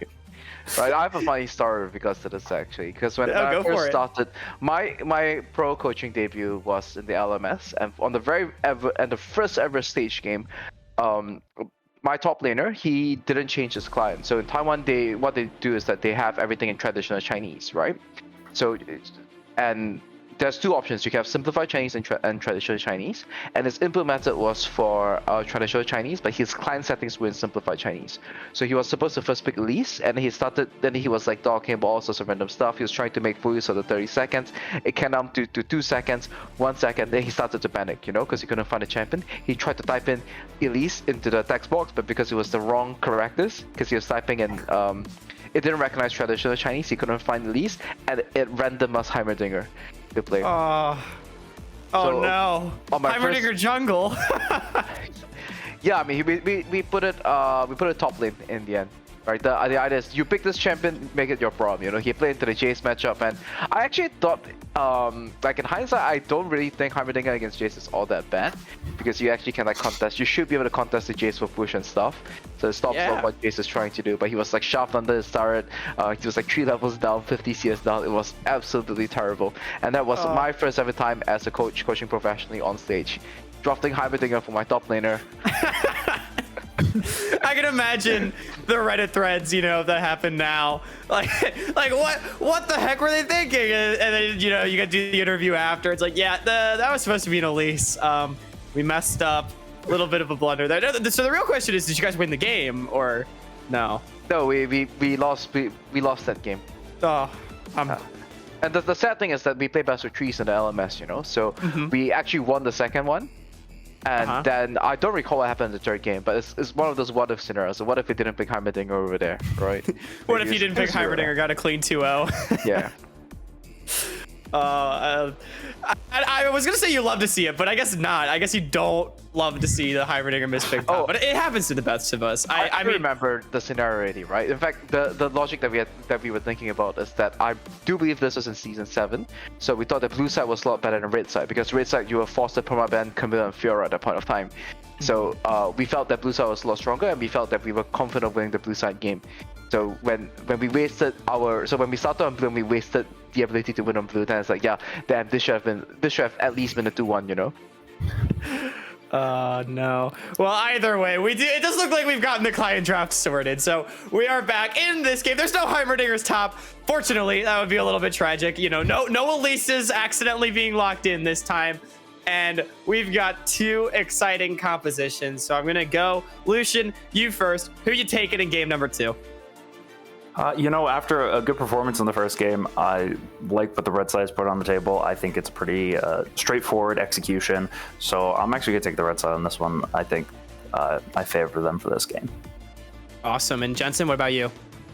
I'm gonna go with a split decision once again. I'm going to go with Team Blue. I think I like the LeBlanc a lot better, and I don't really think that unless the bot lane gets completely blown out of the water, I think Team Blue should be able to be very comfortable in this game. They have good tools to breach the setup that Orianna and Poppy can provide, and in general, I always like to vote against the Orianna Poppy team. You heard it here first. LeBlanc's gonna pop up. I'm loving the split decisions. That's how you know we've got a good matchup. But in just a couple minutes, we will be loaded onto the Rift, and our MC and Dia will be taken over one more time to keep smurfing it on the broadcast. But until then, don't go anywhere. Maybe you know, get some snacks or something, but don't turn off the stream. Make sure you're sticking around because it's gonna be a great game. We'll be back in just a couple minutes.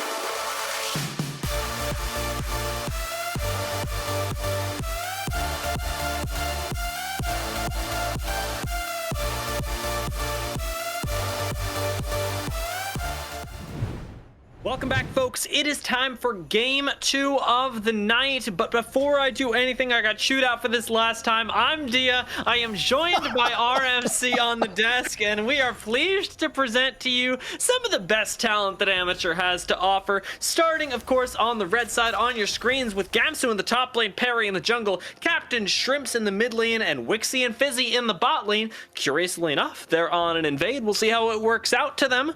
It's worth noting, though, while nobody's in the area, that we've got Srtty on the top lane on the blue side, Dimitry in the jungle, Leo, all again on an invade with his team in that top side, and then Raheen now spotting out the invade, going to be supported by Trevor in that bot lane, and curiously enough, wielding a 6 skin too. I laugh at that skin comment because last night Kyle actually delayed the entire production, changing accounts to get himself a skin. And I believe it was on the Misfortune. I might be wrong on that one. I can't quite remember, but if you want to check that, go watch the VOD. He mentioned it in the review as well, but in the interview, pardon me, as well. Well, actually, interestingly enough, Raheen stepping up here. I'm not sure that's the right call when you saw everybody in there.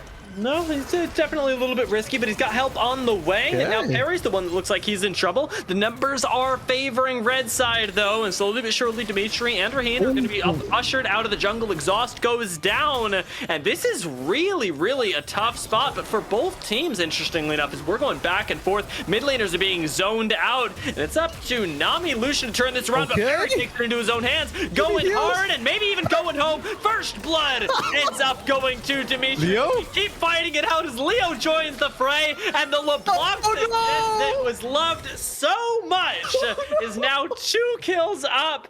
It couldn't be worse for red side right now. No, it couldn't be. And I know Lucian said that he wanted to see a change in Game 2 from the players, but I think he was talking strictly champion-wise, not in terms of going from a safe, conservative 5-man defense starting Game 1 to this absolute coin flip here in Game 2. And it's going to make things really complicated now, because we were saying that, okay, you know, Leo, like, whatever you can do, I can do better. I'm going to pick this LeBlanc. Well, it's not fair anymore. This LeBlanc is off to a roaring start. 2 kills under his belt with TP as well. He can look for an early base, look for an early back, pick up an item, and then look to really try and take over this mid lane, start roaming up, getting control of all the neutral objectives as well. Now, he hasn't gotten that back just yet. On the other side, Wixxi did get his back. So extra longsword in their pocket for the lane phase. Now, I mean, I'm looking at the other side of this, and Raheen and Trevor, they are not too sad either. 3 assists for both of them is real nice. But I am a little bit concerned about later on when that reset, of course, does come through. Not just for LeBlanc, because it already has, but when Wixxi starts to abuse that lane advantage, get more CS, and really take off. Oh yeah, and as you say right there, you know, it's cheater recall coming through from Raheen and Trevor. They get their bases. Leo, as you mentioned, back in lane, using that teleport early here, picking up the Dark Seal and Amped Home here.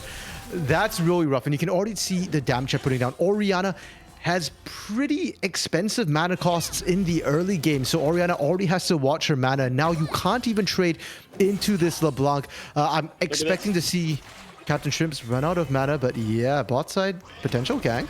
Yeah, this would be really, really punishing, especially after the reset. There's a massive wave built up here, and even the threat of a dive could be enough. Yeah, this is spotted, but Raheen still, look at this. They have to back all the way off that wave. That is disaster.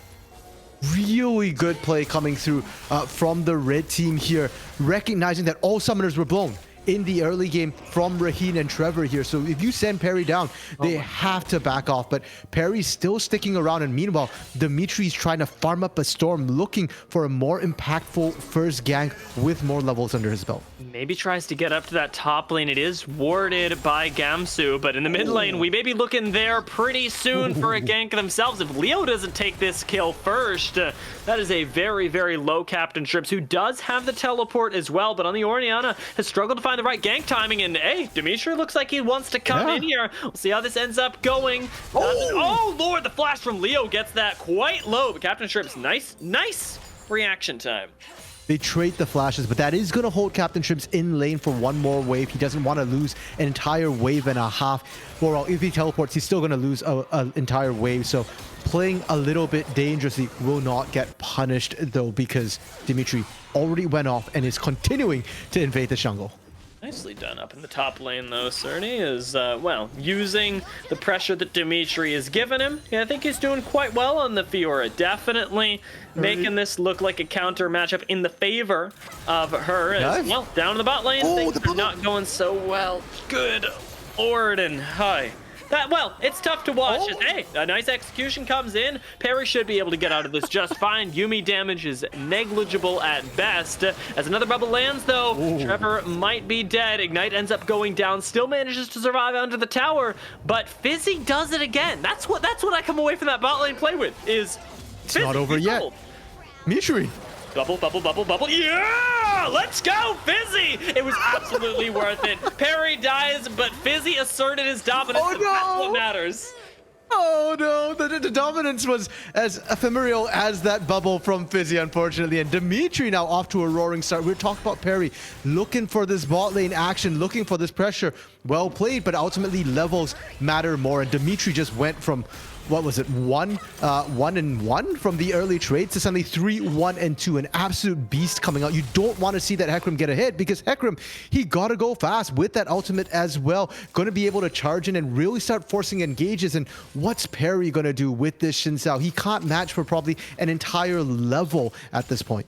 And look at where the kills are. Mid jungle was such an important part of the game last time for blue side that have swapped, albeit, so the shoe's on the other foot, but mid jungle getting ahead to the tune of 3 kills and 2 kills respectively is extremely terrifying, especially when you consider how well the game can be set up around them, because misfortune is not the focus this time. You don't need the bot lane to be winning. I dare say you don't even need the top lane to be winning, even though you are Srtty. This composition is going to go quite well regardless. Yeah, and as Jensen said, when you pick a LeBlanc, it does kind of warp the game around you a little bit. You have to be hyper aware of the damage that she can do, the way you have to constantly ward to catch out flanks. And now you've got a second threat which can do that with the Hecarim able to come in from odd angles. It's just so difficult now for Red Team to try and look to play around these neutral objectives.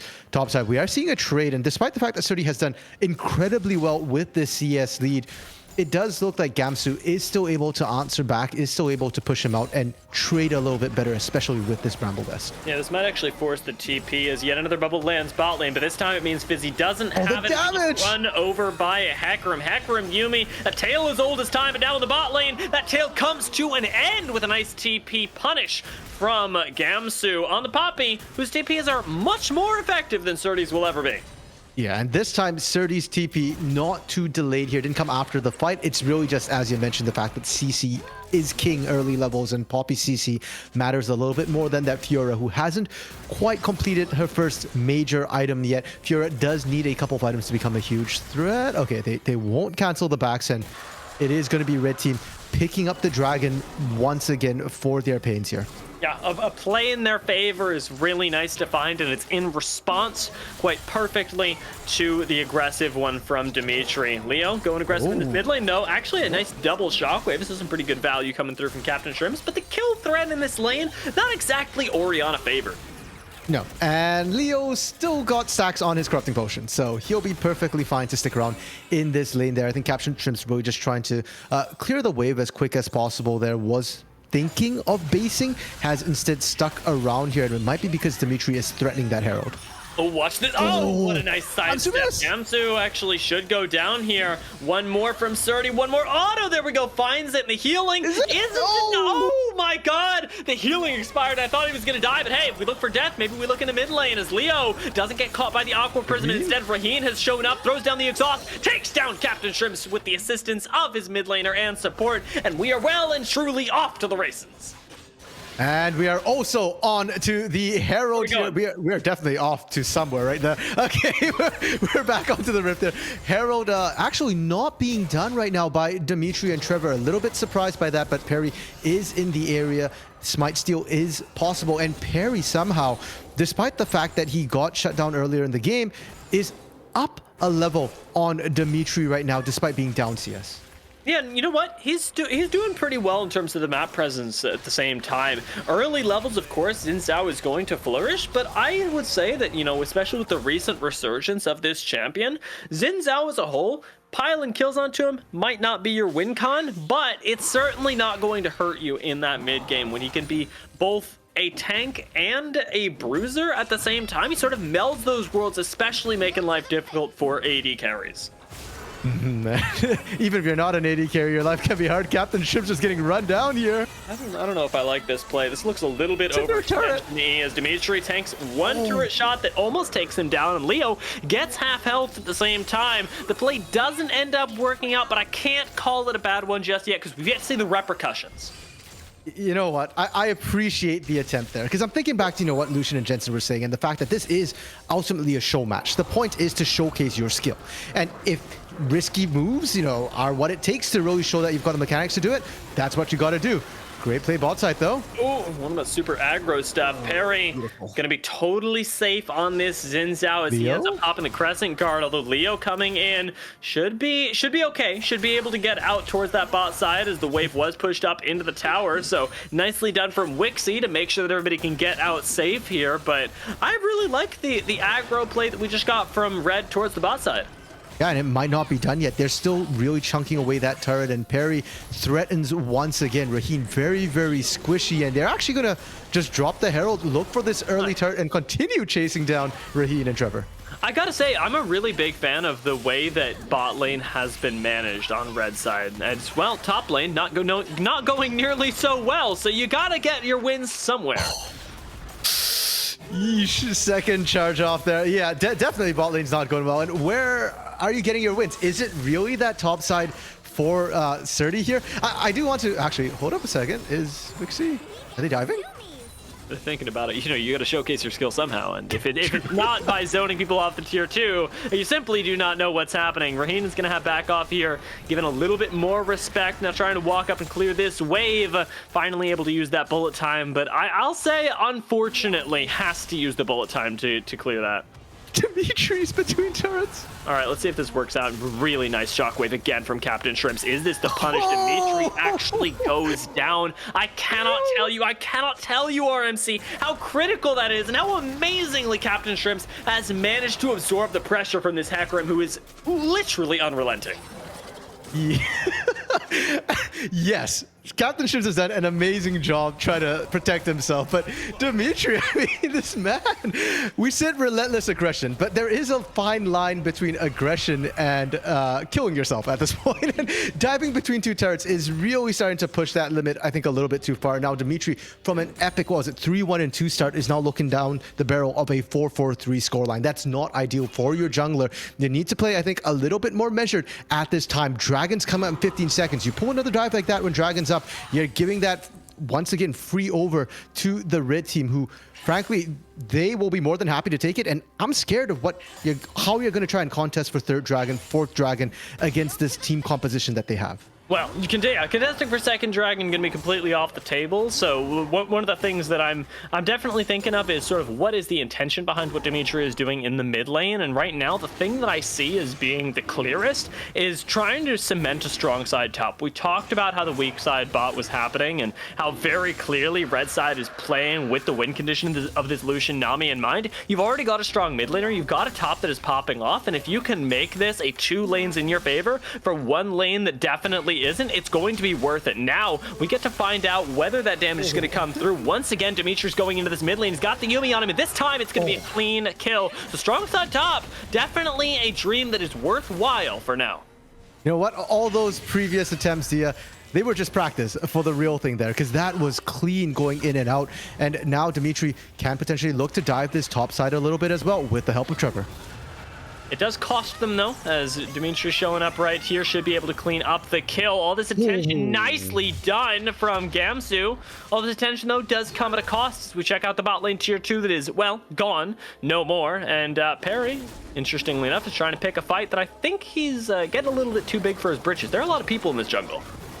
Tidal wave coming out there looking for Dimitry again, and Perry able to just smite steal that one away. Okay, Leo, he actually might get this kill. Oh my lord, having to pop back right before the chain pops actually means that Fizzi lives, but that was on a knife's edge, and you can see the dream for the LeBlanc. Yeah, you know what? I'm starting to side with Jensen a little bit here. I think LeBlanc as a champion is just too strong. not to take away from Leo and CptShrimps, both of them piloted it extremely well, but it's starting to look like this is a champion that you have to have in your repository as a mid laner in NA here. Now, red team grouping up. They've already brute forced the bot lane. They're now brute forcing the mid lane here. I mean, you were thinking about having the LeBlanc in your champion pool. Well, she's got to be in your mid lane as well, and unfortunately Dimitry having to cover does not work out. Ends up going down as Hecarim gets kited to death. Now Leo should be able to hold the wave for the remainder of the time, especially with the sustain provided to him by the Yuumi. But notice that Srtty has had to come down right now, even with that teleport. We almost had a full-on team fight breakout in the mid lane. Yeah, and I think if we get a break right now, it's worth looking at the game state, because it's been almost non-stop action. 18 kills in 15 minutes here, back and forth. And we've touched on the fact that, okay, top lane is winning for blue side. Srtty is winning this. Bot side, though, Wixxi and Fizzi have a ton of gold in their pocket. They took 2 turrets in the bot lane so far, and that inner turret on the side lane is worth a lot of gold, especially this early in the game. But Leo here... Okay, Flash actually takes the fish to safety this time, but there's gonna be some magical sushi made in the mid lane really soon. I can feel it. In the bot lane, I want to point out Srtty has taken advantage of this a few times, and it's something that you will notice in this matchup. The ability for Fiora to dash and riposte at the same time has caught Gamsu off guard a few moments, although it hasn't led to any kills just yet. I got to appreciate that these guys both know the matchup. For sure, and it's a mental game, right? Like, it's a game of predicting whether Steadfast presence is up or not. Top side, though, Perry finding the 1v1 backup on its way here, and I'm wondering if Team Red might want to just brute force that top lane like they've been doing to the other lanes, right? They always have the numbers advantage, and you just press in. Looks like they're just going to disengage for Herald instead. Yeah, the play of to full commit multiple members on Vision and topside would have come at a pretty big risk of losing the mid lane turret, whereas now Dimitry showing in the bot side. Now it's turning his attention onto the tank. You remember, let's see if this ends up working out. There's already 1 turret shot tanked. We're going to be getting into the thick of it real soon. No escaping from the Yuumi Hecarim for now. And Srtty comes over to collect the kill. So nicely executed in this bot side. We'll see if it costs them anything across the map. As top lane turret's going down, will the mid follow? Potentially. I mean, we do see Wixxi there already hammering away at that mid lane turret. It's quite low here. The bigger question is, after they get the turret, can they escape here? Dimitry has the onslaught of shadows, but has decided to stop, take up the turret, and the game pace has slowed down a little bit. Both teams dead even with that last exchange of turrets, top, mid, and Herald there. Both teams are pretty much dead even. That level 1 coin flip that was super risky, which ended up in the favor of the blue team, has been almost completely nullified at this point. And now it's more about how can these compositions come online here. Can the blue team split push pressure be sufficient, or can red team here find the fights they want, get those critical shockwaves, and get their objectives? It is really weird, actually, to consider as we sort of throw our minds back to the first couple of minutes, how this game has progressed. And I think a large part of it has to be attributed to Perry, Wixxi, and Fizzi's teamwork. I mean, obviously, Wixxi and Fizzi extremely good at pressing that advantage in the bot lane, but the assistance of Perry really cemented it. And, well, if we take a look at this fight, we're going to get one breaking out. Maybe the finally showdown between these two squads. Unfortunately, it seems like showdown may have been too generous of a word. 2 members going in completely isolated ends up meaning that you get top and jungle dying and another dragon going over to the red side.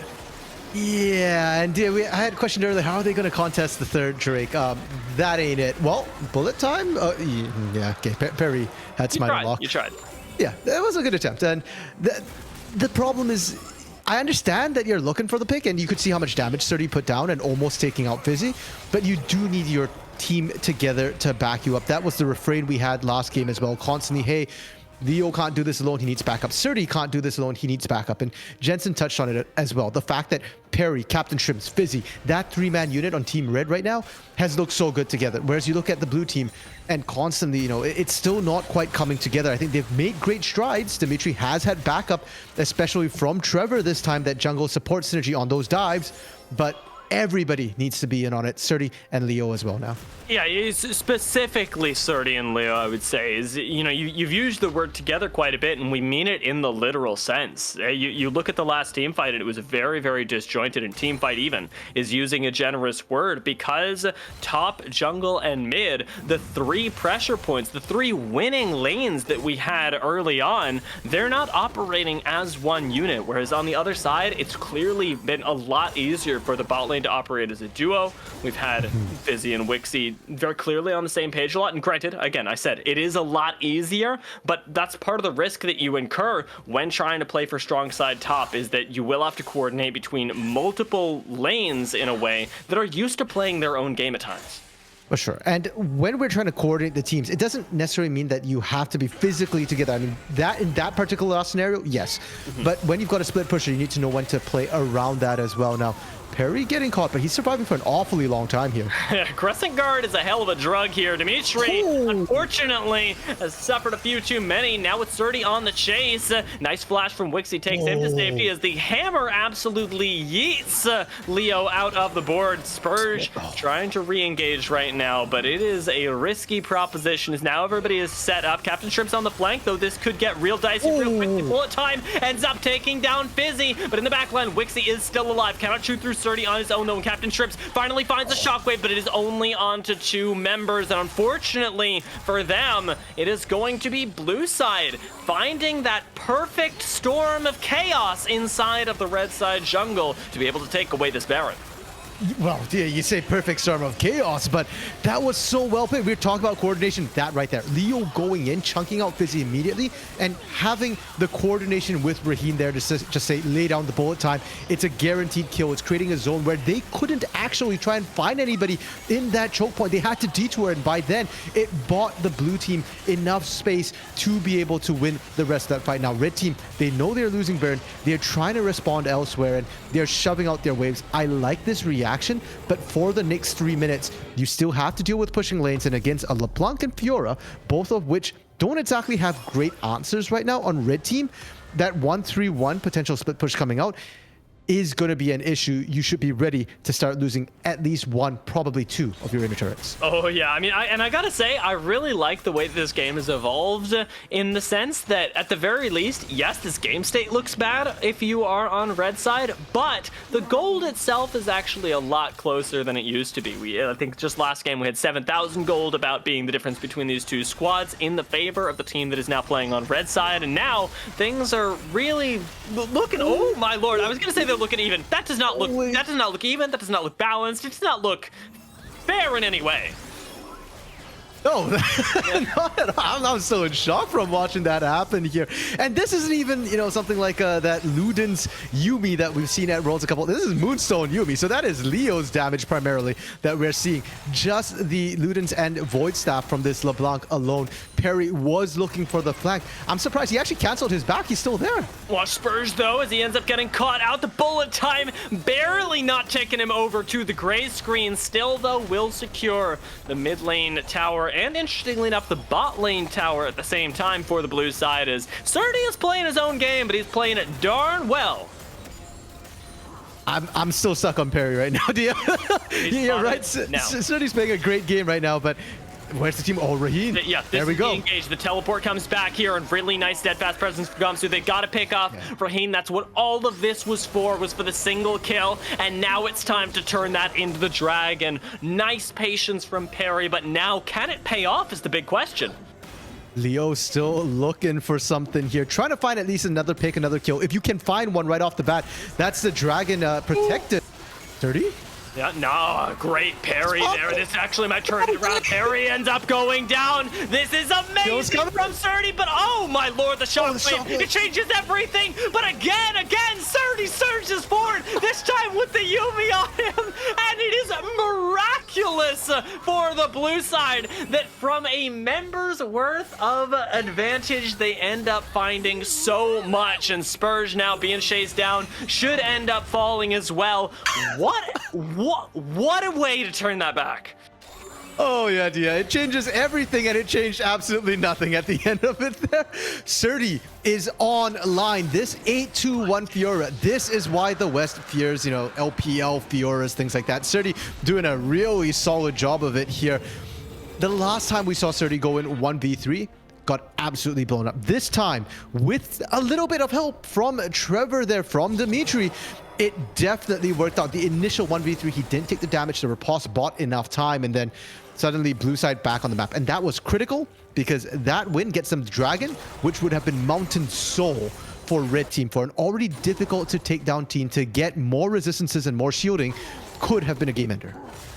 Definitely so. Take a look, though, at the way that this game continues to be played out, because it may very well have still ended the game in a weird way. We'll see how this. Well, we'll see how it ends up going. I'm willing to give the benefit of the doubt, but things are looking real nice, and the tables have really turned. Maybe we get a blue side 100% win rate this time around, because unless CptShrimps can find some insane shockwaves, even more insane than he's already found, this one's going to be difficult. Okay, well, that's a start. Denying red buff away, but we need to make sure they don't lose Wixxi on the back end of that. Yeah, it's red buff for AD carry. You know what? Sometimes I'll take that trade, but this game, probably not. No, not for Wixxi, man. Wixxi is a carry player. You don't want to be losing a carry player like that. Now, CptShrimps might be in a spot of trouble here. All right, nice dodge on the shockwave there. Raheen still going to eat a lot of damage as in comes the tidal wave. Fizzi gets locked up, though, and Perry is in the front line. Should be able to take down Raheen as well. Though the heal, the flash actually ends up coming out. And now with Srtty joining in with Spurs, yeeting them both out. It's Raheen that's going to go down. And you are furious as Misfortune right now. Raheen, we all feel for you. Yeah, for Raheen, I mean, can you even be mad? That was Gamsu perfectly placed Keeper's Verdict to isolate the AD carry. You knock everyone else away. And we had questions, we had doubts here. You know, Gamsu, yes, we've seen you on tanks plenty. We know you're good. And then you come into this game and you struggle in lane. The Fiora's beating you. Srtty's absolutely just popping off. Well, this is why Gamsu keeps playing tanks. Because when the chips are down, when it's critical, he lands the good ultimates. Now, CptShrimps is dead. That's exactly how that's going to go. Face check into the jungle, not a viable strategy at this point. And that Orianna's made short work of the jungle, now belongs to blue side. And the question really has to be, well, we've made that mistake, so what do we do from here? Well, if you're a red team, you made that mistake. You sit back a little bit here. Gamsu trying to split push. He is the safest person to do it, but has no teleport, so no real escape here. Baron's coming up in 30 seconds. Perfect recall timing. Should be able to get there. And Fizzi, please no.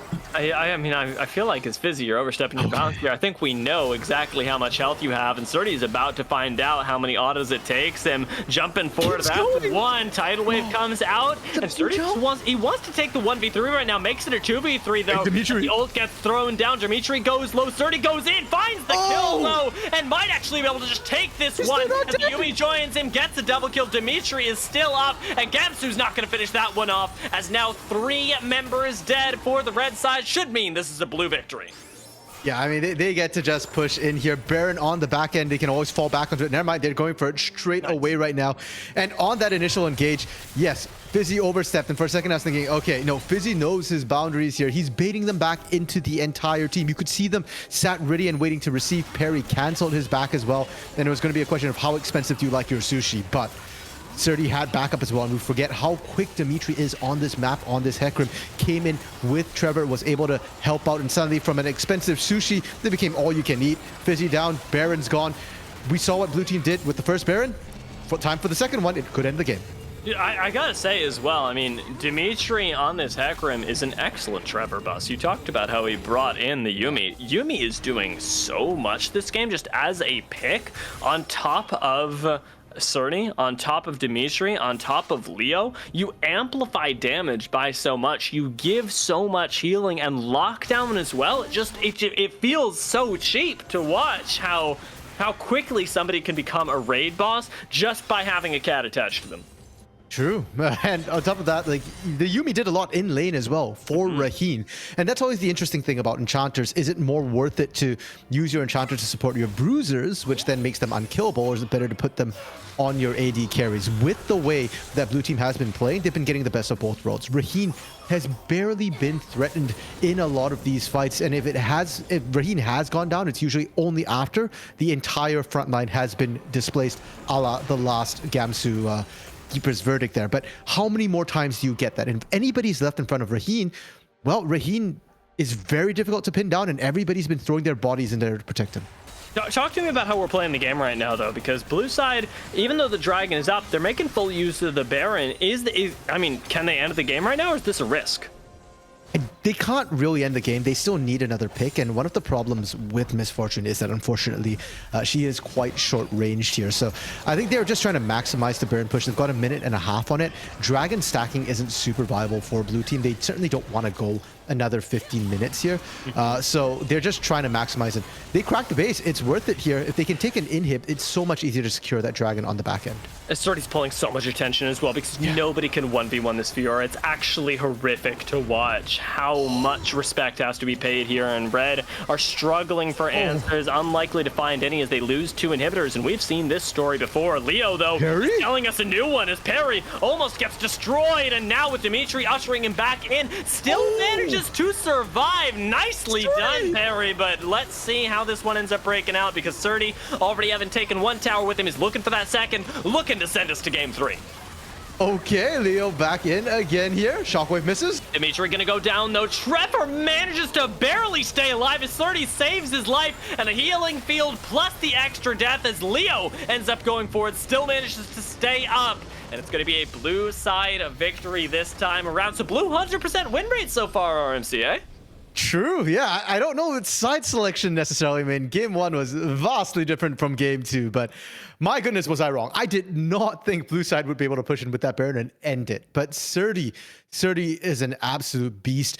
While the entire fight was happening topside, while Leo pretty much soloed out Shinzao, that is a tank that he was going after. Perry had tanky stats, and Leo still almost 100 to 0'd him. Srtty just took the Nexus turret. The man had a mission, and that mission was to win. Yeah, I gotta kind of ask myself and go back in retrospect, because we talked about how, especially in those mid-game team fights where it looked like Red Side was doing really well, where they were doing really well, actually. I can't take that away from them. We talked about how the group up needed to be happening, and well, it did happen to an extent. I don't think that was the spike that brought blue side together. Did you see that as the determining factor ultimately? Because I felt like the game just sort of took a different turn. Yeah, I think the game kind of got warped a lot by that single Baron take, right? One bad fight and blue team gets Baron. And before that, everything was pretty even. Red side was still finding, their individual picks. They were grouping up, as you mentioned. And when they grouped up, they were strong. They were fine. But once they lost that Baron and they started losing control of the map state, I think that's when problems happened. That's when Srtty and Leo were unlocked. And at that point, Red team could no longer afford to group up. If you're grouping up, you're losing side lane turrets. You're losing control over, your jungle, the dragon, the Baron. So they kind of got dragged around, and then their composition didn't really get to do what it wanted to do. There were signs of life, like we saw, great picks coming through, from Gamsu, Fizzi baiting as well, and Wixxi on the Lucian was pumping a lot of damage. We didn't get to touch too much on that Lucian, but it was really, I think, what was holding them through a lot of those fights, especially once the initial shockwave was used. Yeah, that was definitely a core part of their composition. I can't wait to hear what our analysts have to say, though. As always, I like to double check in with them to make sure I'm not crazy. So let's take a quick break, and then we'll assert our sanity right after.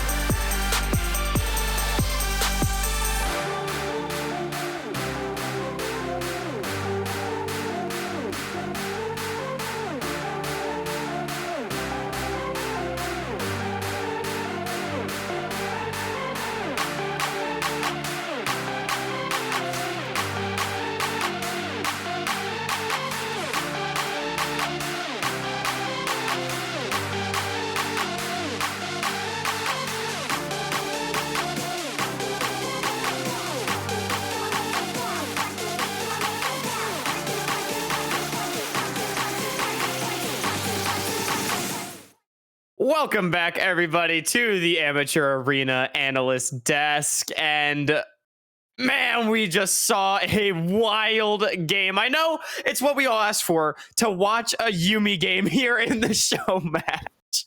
Not exactly ideal, but it did pop off there. I mean, man, I'm just going to go straight to you guys. What did you think of that game? I think there's a few big things to look at in the game, right? The first thing is what happened with the level 1 invade. You're invading a Vanami and the Zinzao against a Hakrim and Yuumi. I don't think that was the best idea from the red side team, right? They probably thought they had a stronger level 1. Turns out, no, they didn't have a stronger level 1. And then LeBlanc got 2 kills off of that. Darn. And I think that Diochef in a good position to carry that. But the other thing that we have to talk about is the Fiora versus Poppy matchup on the top side of the match. We say that we like the Poppy matchup, but I think Srtty definitely played that very well on his part to create the leads individually as the Fiora. Yeah, to add on top of that, I think this is a very Srtty type of thing to do. He blind picks this hard carry, wants to show off how good he is as a top laner, and he showed it in that game. And then does it, yeah. His games. He really had himself a game there, and at some points it was basically just, oh, hey, this team fight might be going well for the red side, and then the Fiora showed up with the Yuumi on top of her, and now she's running through the team fight, and it doesn't matter. So really good performance from Srtty on that LeBlanc, and then as Jensen had already mentioned, with that level 1 going as poorly as it did, that's about as bad as a start as you can get. Giving the kills over to the LeBlanc, giving gold over to the Hecarim, getting them rolling is just create something that you don't have the tools to deal with on the side or on the red side, where they have these disengaged scalar top and mid. They want to get to mid game as close to even as possible. They want to have a pretty quiet early game, and that all kind of unfolds when you have that level 1. Yeah, I remember there was at one point in this game where I said, I can't tell who's going to win this game. And then Srtty one-shot CptShrimps like immediately after I said that. And I'm like, wow, I'm caster cursing them when I'm not even casting. But it did sum up that game pretty well. I mean, Srtty really had a great game. But I do want to give some credit to the side of Team Gamsu. You know, they did have that atrocious level 1. It did not go according to plan. They got set really far behind. But CptShrimps managed to actually go ahead in CS for the better part of that game. And then also, you know, managing to play around the bottom side with this Lucian lane, forcing the misfortune off of multiple waves, getting first tower down there. I mean, there were positive things happen that actually brought the gold back to even. So how was that able to happen, and why wasn't that quite enough? I think that the standout on Team Gamsu to me so far has been Parry Jungle, right? Parry Jungle and him, and the way that he's linking up with Fizzi. So between the jungle and support, one of them is definitely coordinating these moves in the mid game, and it's definitely keeping them relevant, right? If we were to compare the two teams, I think one team is a lot more coordinated. Team Gamsu is a lot more coordinated as a unit, whereas the Team Srtty is a lot more has a lot more stylistic flair in this game from the side of Dimitry and from Srtty. So it's the individual. So it's the concept of individuals versus collective, and this time around the individuals were able to take a lead, but the collective, they were able to mount these defenses where they were able to link up as a unit of 3, link up as a unit of 4, punish people when they overextended, punish people when they tried to go for these individual outplays, and kept themselves in the game for longer than they had any business, given how the level 1 went. Yeah. Mm-hmm. Yeah, I love that narrative for this in this show match, you know, the individuals versus the collective, because at the end of the day, you know, there's only so much coordination that you can reach. And that is where we saw the individuals really show through. But we got to see the collective, as it were, at least flex their muscles a little bit and try to bring it back. Unfortunately, you know, Srtty was just way too fed, and a fed Fiora with Yuumi on top. It is kind of doomed, right? That's unfortunate. GG, go next. But we got to see some really awesome stuff from both teams in this game, I feel like, despite what the results showed. And now, I mean, it's 1-1 in this series. It is a true best of 3 in this 3-block scrimmage. It's going to be super exciting. And Lucian, what do you have to make of sort of the attempted comeback and then falling short?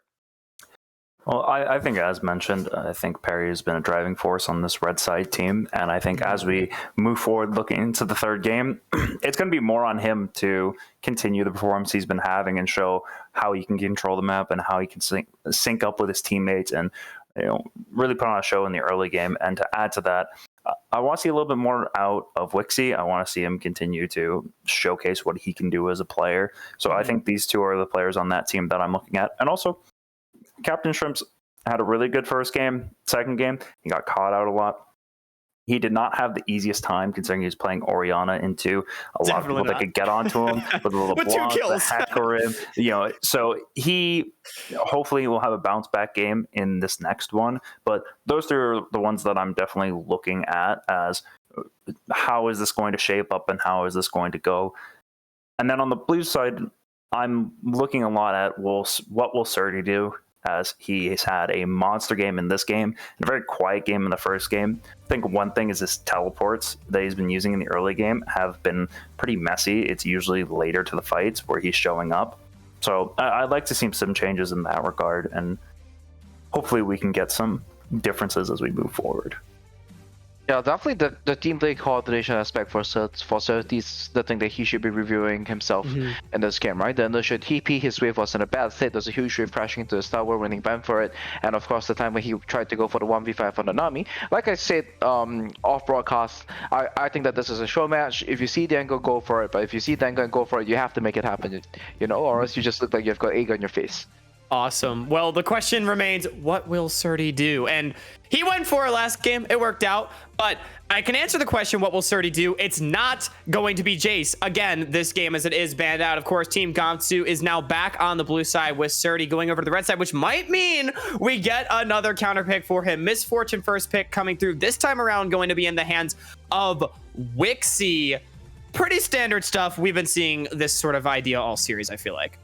I want to see Astro from Raheen against Wixxi's Misfortune. That's a counter pick that we saw during the playing stages of Worlds, and I think that's something that should still be applicable over here. And I think that it should do a lot better with what we've been seeing so far in the game, right? As compared to going with the Fiddles. Jhin, I think this comes at counter pick support, but I think Misfortune is a little bit strong at the moment. Yeah. Yeah, Jhin is definitely a champion I've seen Raheen on often. This is a champion that seems to be very in his comfort zone. It's definitely fitting of his style that he's had on both splits with Zeus. And we see LeBlanc picked up as she seems to be one of the strongest champions that is in this showcase right now, and obviously one of the strongest champions at the World Championships right now. So I think that's a great pickup there. Something I want to see is something that's been super high prio and getting the results at the World Championship is Leona. She's been meta forever, and we've seen 2 sets of games of Enchanter versus Enchanter. I think this is a fine game to switch it up and go into the engaging supports, shake it up for both of the supports and see where we can go. But they prioritize their mid-jungle duo and they go for Graves and Syndra. This could be a Graves top, but I think it could very well be the Graves and Syndra for the mid-jungle. Yeah, Graves definitely strong flex pick right now. And I love that you mentioned LeBlanc has been, I feel like, the biggest priority pick in the series. It's won both games. Both mid laners have looked pretty stellar on it, especially, CptShrimps in game 1. Really impressive performance. So getting back on, it would be back in Leo's hands on the red side this game. So getting to see what he's able to do on that. Now into the Syndra matchup is not going to be the Orianna this time around. Xin Zhao being picked could be the matchup into the Graves. Does, I feel like, relatively well in that matchup, but of course the Graves is the flex pick, so there is potential to throw you off your toes, as Gnar looks like it's going to be the ban, unsurprisingly, wanting to throw a bit of attention towards Gamsu, and I would imagine it'll be the same on the other side. Either support or top probably going to be the priority. Of course, we have talked about Gamsu being a little bit more of a tank player. Gnar, although not a true tank, is certainly a nice beefy pick, shall we say, on the top side that does pretty well. So I feel like it makes sense to get rid of that one. Yep, and I'm interested to see what the 4th pick will be here. I think on red side, it's going to be your support pick. You're looking at a blind support. So far, blue is both a really squishy lineup, which bodes pretty well for the LeBlanc and Xin Zhao. I really like that pairing. They can get really aggressive and kind of take over the game as a mid-jungle duo, which is something that we've been highlighting a lot here, is how the mid-jungle duos are playing together. So it'll be interesting to see how those two perform, as I believe it is Dimitry and Leo on that side. And they have not been the huge performers from the red side team. The we might have been expecting. So putting that as their pressure on is going to be interesting to see in this game. A lot on their shoulders for that. And they're hovering the Leona pick here, which I had already talked about. I really like it, taking away from red side. Gives you some more engage and crowd control, and it takes it away as a strong pick that blue could have been looking for. And I think Leona is definitely a terror for any Syndra player to deal with. It's always so annoying in the mid game when you have to deal with the solar flare. It makes your positioning difficult. It makes it difficult for you to play in general. The roams from Leona are also very potent because Syndra, you are actually as Syndra, you are kind of an immobile champion as well. So Leona just creates a lot of problems for you. And I like the way they set up for the pick. They banned the Prom, went for the Leona, and then now I think the Misfortune side Alistar is a decent answer to it, but it doesn't change the fact that Leona makes the life of your mid laner very, very difficult. Yeah, I feel like this Alistar pick sort of, it provides that front line and that, even disengage and hard engage that you're looking for out of your support. You can punt the Xin Zhao out when he goes in, the Leona as well, but also you can set it up with the headbutt Pulve. However, this looks to me like it's not quite a laning phase focused pick. Not sure if you gentlemen will have the same opinion on that, but it seems like Set will be rounding out the blue side comp. So we do have the front line that Lucian did ask for to protect these three hard carries, but with something like a Leona, LeBlanc, Xin Zhao flying in the back line, it might not exactly be easy to position, just like you said, Jensen. So I'm interested to see how do you guys think that this sort of support matchup will go, and maybe also top lane as it gets locked in here, potentially Fiora. I'm not huge on the Fiora final pick. Personally speaking, I do think obviously Srtty just had a good performance on it. He definitely he's feeling it. Yeah, he's feeling it. He definitely wants to keep going with it. I think there are a lot of options that you can run to Set that would still work here. The other team has very little escapes. You have a lot of dive. You can continue to go with that sort of theme. Obviously, they banned out the Camille, which would have been very nice for that setup, but you could still go for some other options. Maybe go a little bit further out of the meta and go for something like the Volibear that does have a good matchup into the set, that can play aggressive with the Xin Zhao, that can add dives, but that's just options.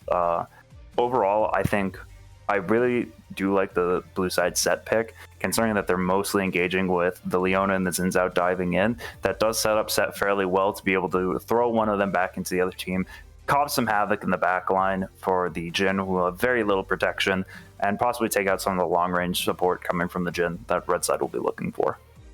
Honestly speaking, once again, there's a LeBlanc on one side and close to 0-2s to deal with the LeBlanc on the other side. So I don't know what to say. I thought Set might have been a decent idea in the bottom side of the map if they went for Set as a support. Then they need something, maybe like a blind pick. I don't know, maybe it has to be a Maokai or something at this point, to deal with the LeBlanc. This Graves pick into the LeBlanc, I'm not a fan if you're going to pair it with Syndra. So I just think that comes to a point where LeBlanc will go unchecked in this game. CptShrimps really showed quite a fair bit of proficiency on it, so I think that's what's going to be helping them take over the game. Oh, in fact, yeah, sorry, it's not CptShrimps. They'll play the LeBlanc, got quite a big lead on it in the previous game, so I think that's what's going to be determining this game. I thought Set would have been a good idea as support, because if you have Graves Syndra, you usually want to end up playing for a trick stacking comp, right? But you want to be getting to completing the soul at about 22 to 23 minutes, and in that case you want to draw for something that's got a little bit more oomph at the bot lane to fight for the priority. And Set into Leona is definitely a matchup that can help with that. Yeah, interesting. Yeah, with the super strong skirmishing power of the Graves Syndra, I feel like that's really interesting to hear, but of course, unfortunately, the Set will be on the top side. No Season 4 Alistar top coming out here in 2021. As much as we all loved to watch that back in the day. But so I feel like the only concern I currently have for red side's comp is it seems to me like there's a little bit of a lack of sustained DPS. Jhin, LeBlanc, Xin Zhao, they all want to go in. They want to dump their damage. Even Leona she's going to lock one person down. And I feel like when you've got such a squishy backline and so much dive, it's not inherently a bad thing, but could things get a little tricky if the fights sustain themselves a lot? I could see it potentially happening, but very much like Jensen had mentioned, and something that I always look for as a team that did not play much LeBlanc throughout the summer split, obviously we need to be prepared to play into it. And LeBlanc always needs somebody who can target and track them in team fights. That's something that hasn't really happened at all today. I haven't seen that prioritized in the draft. Just picking a few members that can target her in team fight and say, you're staying away from this and we're going to be able to do our thing. I think the fact that this is the third game we'll see a LeBlanc pick go unchecked is pretty unideal. And although the fights could go longer, if the LeBlanc gets 2 combos off, then your Misfortune's probably dead. So I do think that's going to be rough for them to deal with. I don't think it's, ideal for them, but there are still some ways. You have this kind of perfect team fight setup if you're on blue side, where you're talking about this set ult that could lead into this massive AoE fight. Same with Alistar, who can get some crazy engages. So I think a big thing I'll be looking at is the supports. This is their first games on engaging supports, both the Alistar and the Leona. So I'm interested to see how they play this, how much they roam and play with their junglers. I think both of them can comfortably play with them, and I think that will play a big part into it. But I'm definitely favoring the LeBlanc side in this with no one to track them. Yeah, I love that you bring that up, because of course it has been the Enchanter supports for the entirety of the day, and so now it's their time to show off, see what they can do when they're the ones starting the fights, getting in for the scrap. But it is looking like red side might just be a touch too fast for blue side's comp. So I think I'm kind of getting the general vibe, but just so we can, really get it out there into the airwaves, Jensen, I'll start with you. Who you taking in game number 3? I think this is the first time we will have a unified decision on this one. It's going to be the LeBlanc team once again. LeBlanc, even though I wouldn't say it was the star of the show, is once again is with the Fiora on the side of Srtty. I think there's also comfort there. And there's just not enough ways to check these champions in fights, So I think red side won this in draft. Lucian? Yeah, I'm going to have to agree with this. I think there is not enough answers from the blue side. I don't like their power pairings. I'm not huge on the Grey Syndra versus the LeBlanc Xin Zhao. And I think if you can't keep the LeBlanc in check, if this Fiora gets head, you don't have anything to keep her in check. So I think this could be a game where red side really takes over and runs with it. All right, I love to hear it. League of LeBlancs, we finally got a unified desk right here. We'll see if Leo can continue carrying the torch to make LeBlanc 3-0 on the day. I mean, I'm super excited to see it, because we've seen 2 pretty exciting games so far. It's 1-1 apiece. Gentlemen, do you have any final thoughts before we toss it over to the break? Nope, excited to get into it. That's about it. Awesome. Love to hear it. We're excited to get into it. We'll be watching. Stay tuned, everybody, because when we come back in just a couple minutes, it'll be Dia and RMC on the Rift once again, covering all of this awesome amateur arena action. Don't go anywhere.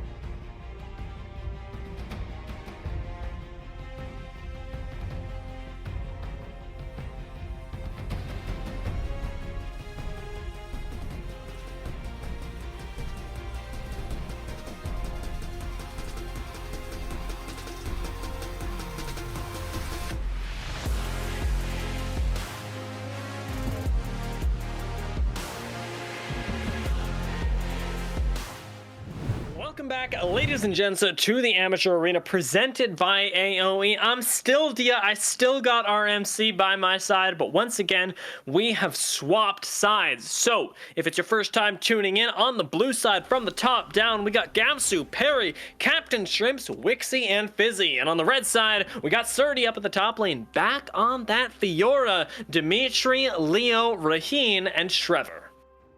Yeah, and you heard it on the AD here. A lot of focus onto Srtty's Fiora and onto Leo's LeBlanc as well. Last game, Leo started off the game with 2 kills under his belt, went back, bought a Darkseal Amp Tone, absolutely dominated the lane.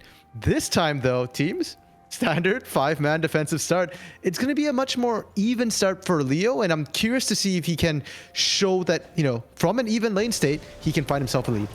And it's going to be, I'll say, a little bit more challenging here as well. Syndra definitely feels more comfortable going aggressive earlier on than an Orianna does. And Perry going to be back, or going to be on the Graves this time, and hopefully making his presence felt in the mid lane as well. As I feel like it'd be a really cool time, especially for a red side draft that doesn't have a whole lot of late game answers to what we talked about, to start getting things going early with a very bursty jungle mid.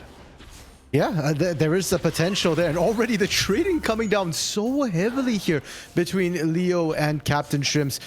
You don't even really need that big a burst from the jungles, I feel like, to really start influencing this lane. Dimitry could just pop by, you know, a couple autos would do the same thing as Perry trying to burst here.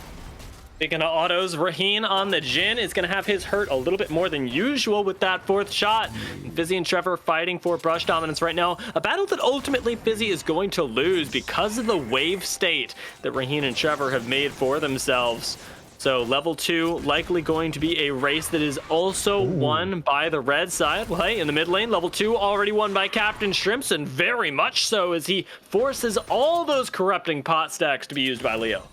Okay, so yeah, different trades here, but the mid lane level 2 ended up being more important, so the blue side winning that one, because now Leo is so low here, out of corrupting pot stacks as well, and just hit level 2. Actually had to eat another QE combo coming through from CptShrimps here. Meanwhile, bot side, you know, Wixxi and Fizzi, sure, they hit it later, but they only lost a couple of minions. They were perfectly fine with that one, and now they can start trading evenly again. Oh my god, we're gonna have to talk about the jungle pass in a second, because there was some crazy stuff early on. But first, Dimitry might just start us off with a fight already invading around this red buff. I expect to see at any moment as he rounds the corner, and Perry caught very much unawares, has to fight for the red buff. We'll see who wins the smite fight, and it looks like it's going to be Dimitry. A good thing too, because he had his own red buff stolen away.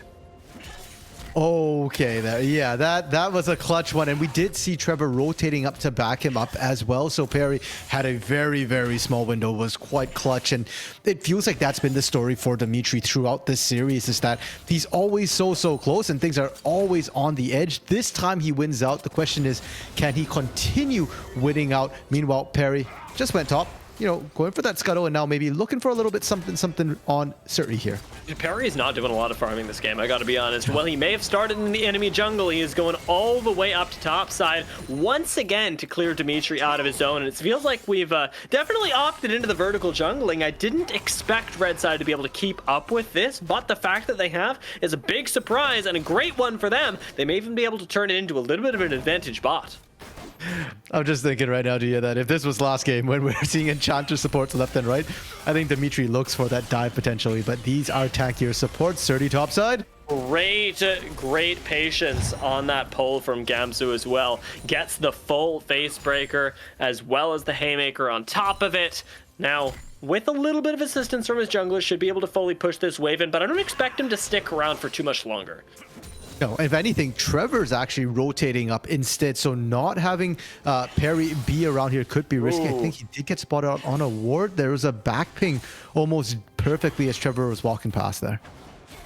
This is actually so ridiculously aggressive, and Perry's like, no, please let me have the blue. He gets that one, but he still misses out on the Gromp, and really great moves from Trevor. You mentioned him moving up from the bot side to support Dimitry. Now moving all the way into top side is a big commitment into not just keeping Xin Zhao going, but really shutting down a guy that has been a problem point for them in the past 2 games. And I think a lot of that is off the base timing. The fact that Trevor got to base first and then start roaming. Fizzi took a little bit longer means that Trevor gets to apply that pressure. Meanwhile, Fizzi trying to see if he can answer a little bit here, but the waves are not in favor. Leo has been suppressed under his turret this entire time, and that doesn't look to change anytime soon. It's funny because actually seeing Fizzi roam reminds me of all the way back when Amateur was still in its current split. And, well, he was very known for roaming, much for the same reason he is right now. Very nicely done. Yay. We saw the build up to that coming from miles and miles away. Fizzi was super patient. Now, Dimitry might also pay the price here. They're just waiting for the scatter of the week.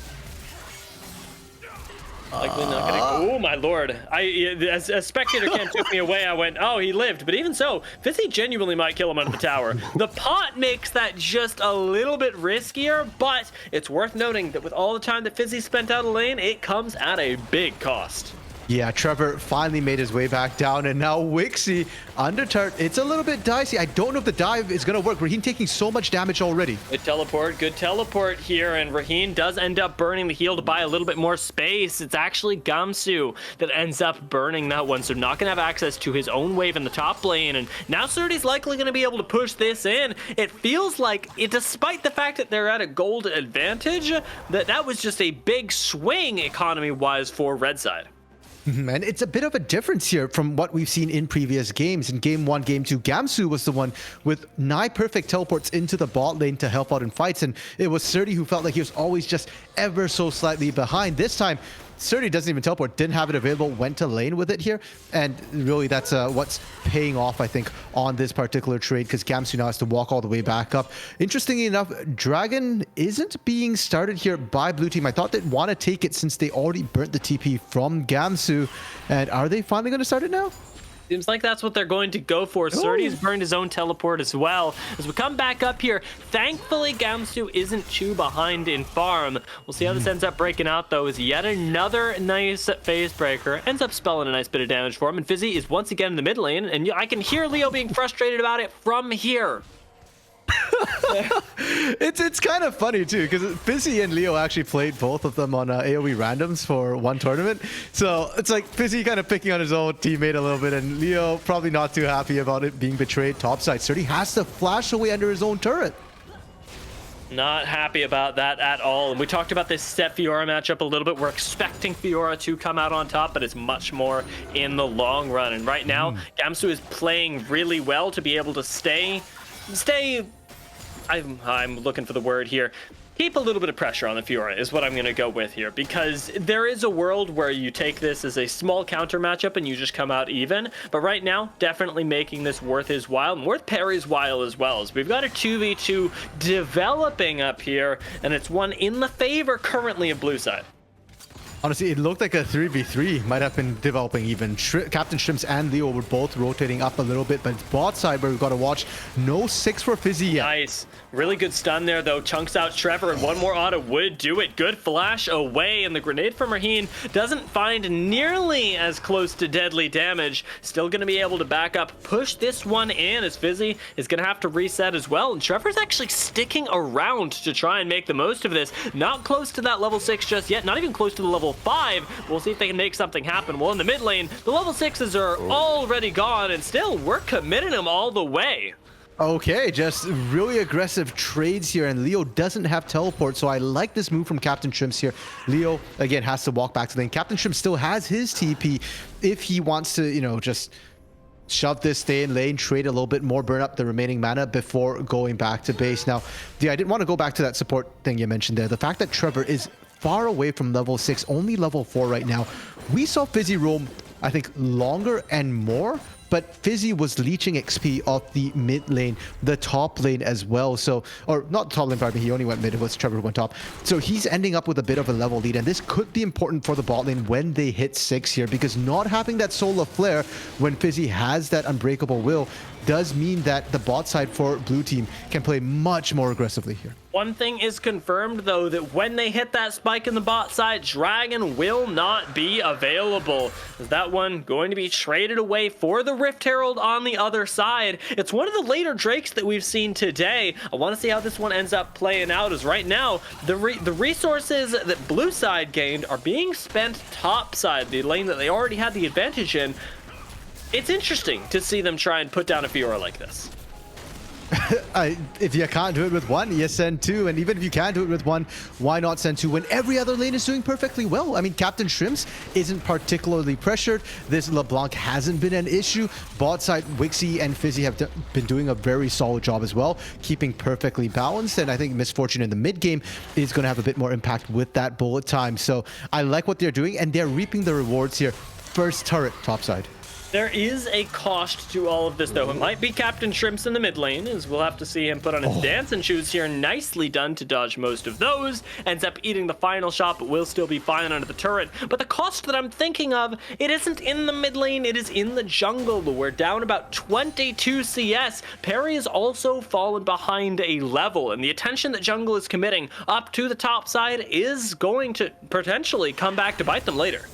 Yeah, because Graves is one of those scaling junglers as well. So having CS, having gold on him means a lot more than on that Xin Zhao. Now Fizzi deep behind enemy lines, but it's Trevor getting caught out here. Yeah, 3v2 in the enemy jungle right now, and it's going to end up going in the favor of blue side. Even Dimitry gonna have to leave right now, as Gromp no longer belongs to him, nor does this bot lane tower. So we're likely going to see two structures fall in short succession. Not gonna get it on this particular wave, but with all of the pressure that is being put out towards the bot lane, and the fact that it's not answered in turret damage or pressure anywhere else, you gotta start getting a little bit concerned, because the gold lead is small right now, about 2,000, but it is growing.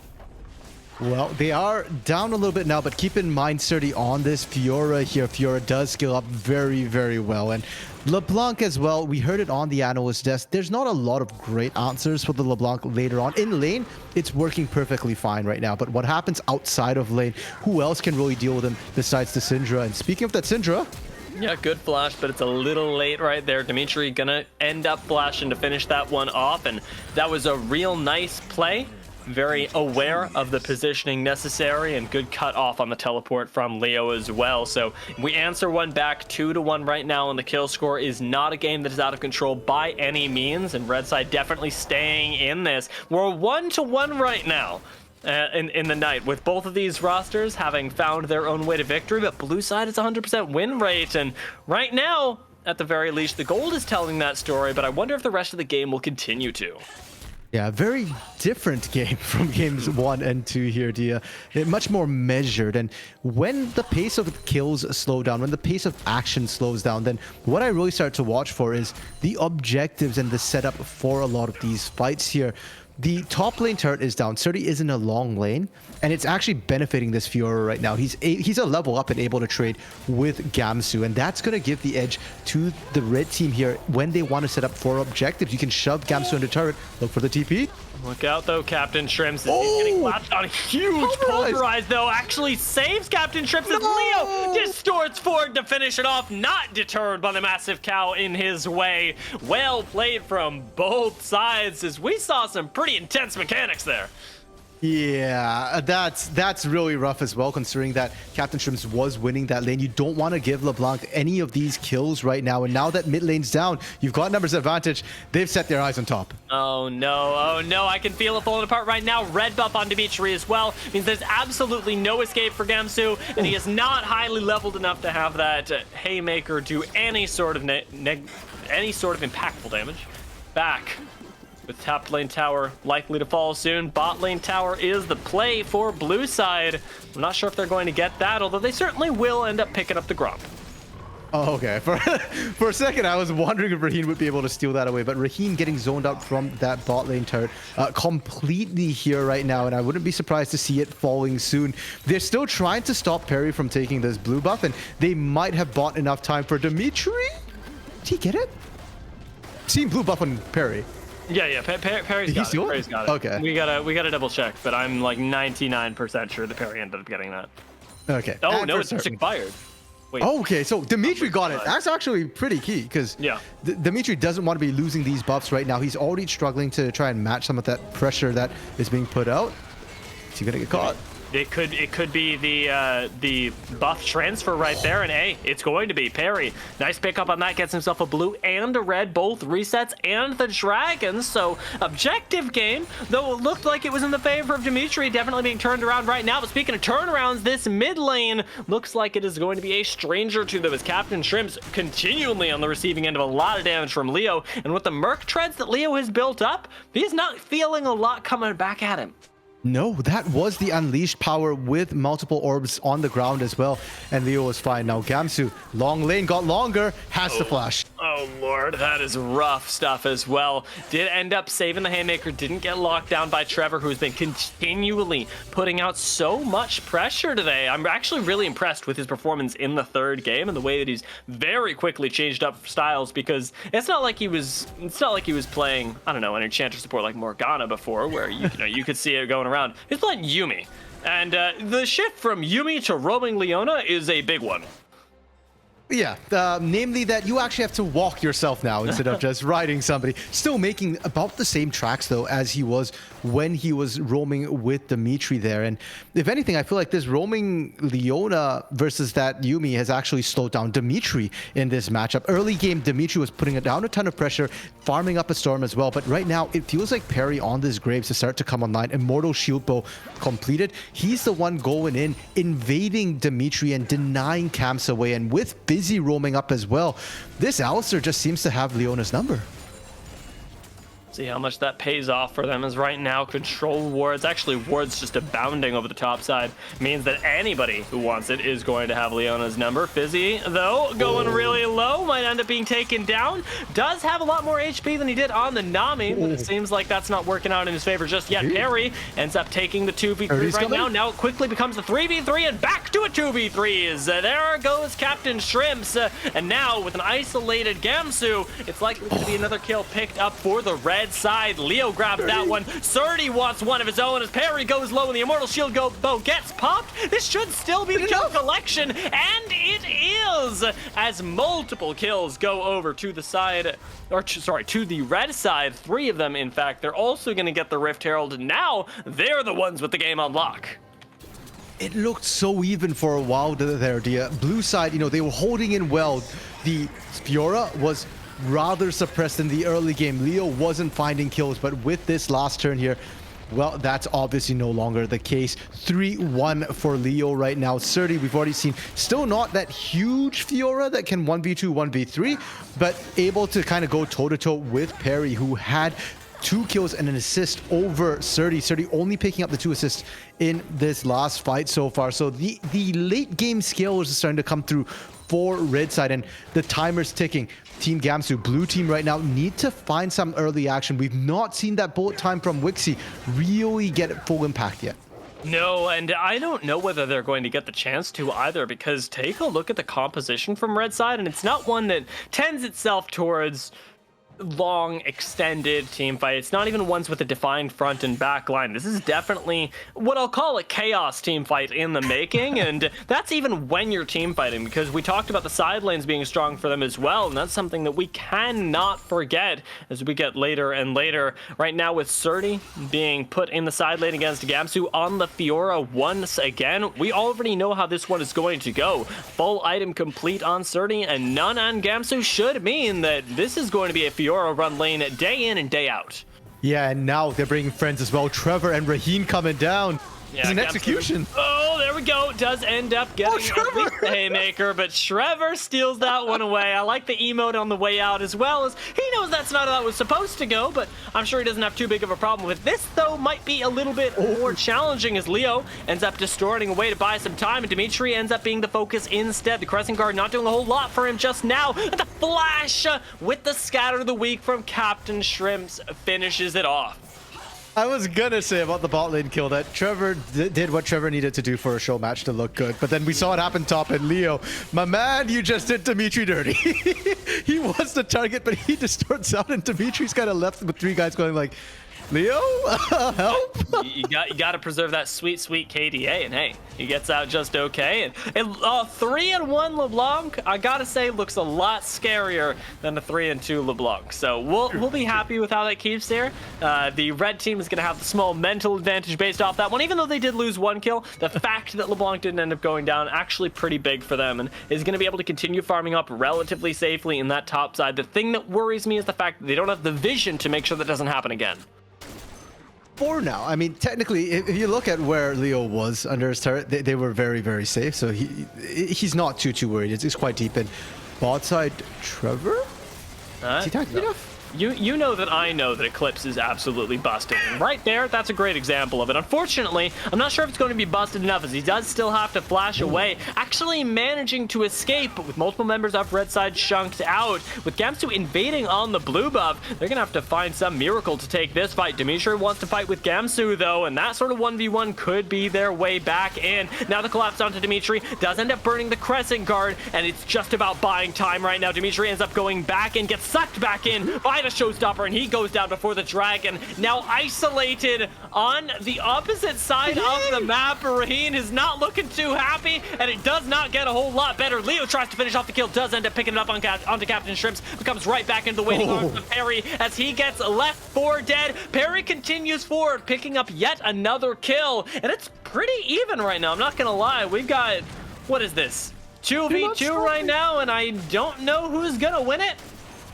It should be blue team. They're the ones with the smite. They should get Dragon, but... Srtty? Okay. Trevor goes low. Trevor uses his stopwatch. Oh, okay, no. Srtty's not going to be able to do anything. He doesn't have the ultimate. Srtty's going to go down, maybe. That was a spooky time. It was a weird 2v2, and I could have given it to anybody, but I'm glad that it ended up coming out on the side of the smite. It was the best of times. It was the worst of times. It was the messiest of times. We've had some messy fights this series, but that was definitely up there. And the camera was focused on Dimitry for a lot of that early fight because it's about the junglers. The fact that Dimitry goes down means that Srtty and Trevor there were just trying to pretty much distract them and pick up kills on the back end. If you can't kill them, there's no way you get the Dragon. You don't have enough burst, and Perry had that smite ready to go. But Perry has Immortal Shield Pull right now, and there was no healing cut for Srtty and Trevor here. So you could see that Perry was life stealing back up. He was at full health, and any poke they landed on Fiora and Trevor in that situation stuck. Now, only Baron's up and available, and I don't think either team are going to look to blitz that one down. So for now, back to the laning, back to the farming, and back to trying to wrestle control of your jungle back. Going to be a tall order as Perry cannot even access this Gromp right now, and there are 3 people waiting for him to try it, Punk. Right now, could get even worse. It's just about the 4-1 that they're developing at the moment. As long as nobody is answering Srtty, red side are winning, and they have the chance even to collapse onto CptShrimps, who's looking like a jug in the side lane. They're looking to try and collapse, but you can see the vision fight in the jungle right now. That is the most important thing. As long as your ward is standing, you're safe. And the moment your ward goes down, you got to back off. So you can see CptShrimp recognizing, okay, my ward, there's no more vision there. I have to step back. They're coming to clear. And without Fizzi there to try and set that up, without Perry to shade, to cover, without Wixxi as well with the threat of the bullet time, they can't actually walk into the jungle, and they might get collapsed on. Yeah, there's a play brewing in this mid lane, and it's going to be a 3v3. Nice teleport in from the side. Srtty has already arrived, though, and there ends up going Wixxi. Now opening up from the back is Raheen, and this should be a team fight for red, as double kill actually ends up going to the Fiora. Fizzi is going to end up handing his life to Dimitry, but really nicely collapsed and nicely baited by Raheen, as you saw blue side think that they had him caught. Yeah, and they thought for a second, okay, we're safe. And then when they started coming off the woodwork, they're like, okay, maybe we got this. And then, no, all of red team was ready and waiting for you there with multiple members dead. That's a free Baron. And what can blue side do? They can't even push the lanes right now. Perry's just trying to take jungle camps, but at this point, it's not even denying it from Dimitry. Dimitry isn't looking to go back in his jungle and clear all of this. As soon as they base, they buy, they're looking to come out with Baron buff and start taking turrets. I really like that you pointed out that Perry was taking the jungle camps as well, and that it wasn't about getting ahead, because I think nothing could be more true.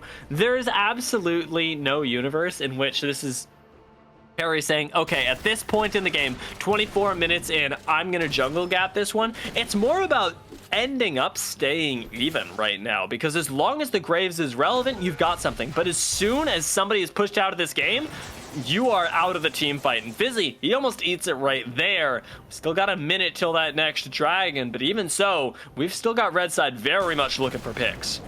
I think it says a lot to you that we're looking at Fizzi, who's probably the tankiest member on the team. Oh, okay, second tankiest. And going like, oh, he might actually die here. It's only 2 members pretty much threatening him. But that is the sad truth of the matter. We saw what happened to Gamsu in that last fight. He walked in and the CC chain, you know, was more than enough to burst him down in the matter of seconds. And now we are seeing a interesting 1-3-1 develop. Not necessarily the ones I expected here. Raheen is actually being left alone in the mid lane. And what is one of the longer lanes here, and I'm not sure it's safe for him. Yeah, I mean, Okay, I guess if you're deleting people left and right, it's going to be okay. The Gale Force provides him some amount of safety that I guess everybody else just does not have. CptShrimps included. Trevor with a nice splash forward, and Fizzi with another great interrupt tries to buy him some time. It looks like it's going to be enough as well. Leo ends up falling for the over aggression, but still, even still, red side are coming out on top. Yeah, and they're trying to, for blue side, to find an engage here. They get Trevor. Do they have the damage? It flips them. They barely tickle him. It's actually ridiculous. And now with the turnaround, this should be Fizzi going down. Trevor's gonna have his lockdown available in just a moment as well. This should actually be a Trevor kill as he ends up picking that one up all on his own, since everybody else is busy taking down the base of the blue side, Dimitry included. Might end up getting caught out as he actually ends up being the one to recommit, knowing that his friends are in the base and taking up time at the same moments. Dimitry doesn't even go down, and it's Raheen who ends up getting the inhib. He is moving down to the bot lane as well, and this is a dismantling of a base defense, the likes of which I rarely see.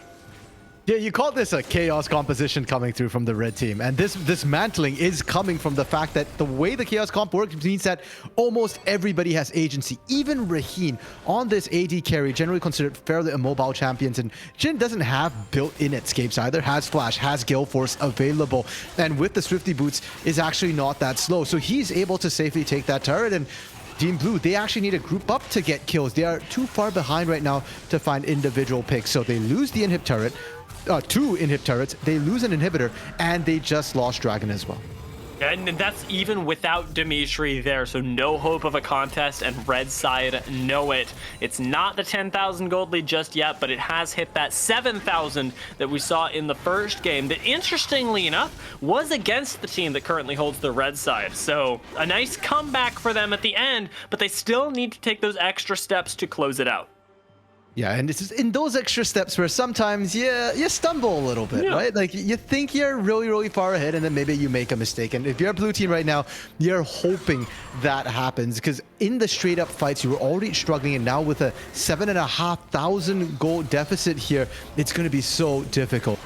All right, well, if they can pick off Dimitry, it's a great start. Still has the Crescent Guard, though, and that's going to buy a lot of time. In the meantime, Perry is going to be picked off for this. So jungler for jungler is the best case scenario, and even then, blue side are not able to finish that one off. Dimitry actually going to recommit, almost teasing them with the how absolutely audacious he is. Now with Trevor and Raheen actually flanking, this is going to be one of the wildest fights that we've had so far. Finally, that bullet time gets used, picks up a kill, but even now, I believe that it's a little too late. Raheen survives the Syndra burst, takes down the 3rd inhibitor with his friends, and now is going to move in to finish us off for the 3rd and final game of the night. You know what, yeah, I blame Suning for teaching people to play Jhin and get him into that. No, don't BM this. Finish the game first, Leo. You don't want that teleport, and you know it. Leo, he's got to hurt the KDA just once more. As the Nexus being focused down, and we're just trying to pick up a few extra kills. There is some crazy stuff going on in the LeBlanc build right now, but nothing as crazy as the talent we saw on the Rift today. Chem Tech Punk Sword? I can't remember what that item is called. Serpent's Fang and Umbral Glaive, Leona, LeBlanc, pardon me, 5, 4, and 4. I don't know, kind of sus, you know, this mid laner. Not sure I'd recommend. It was weird. It was weird, but hey, it made it look really good, right? This LeBlanc was, I dare say, there's not a dare say. the LeBlanc was a huge part of why they won that game. It might not show in the damage charts, but the control that was able to be exerted by Leo in that case was amazing. And I think Srtty did a great job showing us on the Fiora that it wasn't just this second game, but they can consistently put out those performances on carries, and it was really, really amazing how the team played around it. Yeah, and I think I actually enjoyed this third game the most out of the series so far. Not only because it was slower pace and, it wasn't just sheer constant frenetic action, but also because of how the players played. I think in this game, we got to see really everybody step up and showcase a lot. The fact that Gamsu was winning the top lane early, comprehensively winning it early. Perry working a lot with Gamsu to make that happen. And even the later game, Perry was still one of the bigger damage threats. CptShrimps Syndra doing a lot. Wixxi on the MF didn't quite get to shred his stuff this game. I think he's the one exception, unfortunately, just because of the way the range worked. But Fizzi's Alistar looked amazing so many times, interrupting that Zenith Blade engage.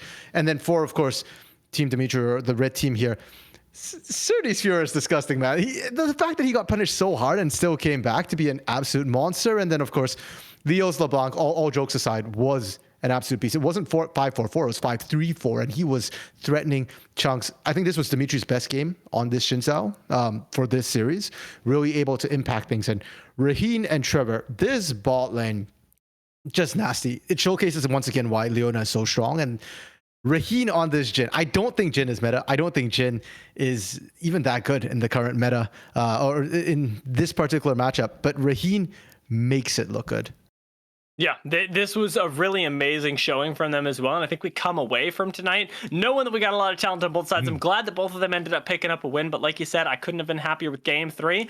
I'm not the one they need to please, though. I want to know what our analysts thought on the other side, so we're going to take a short break, transition over, and then we'll see what the AD has to break down for us.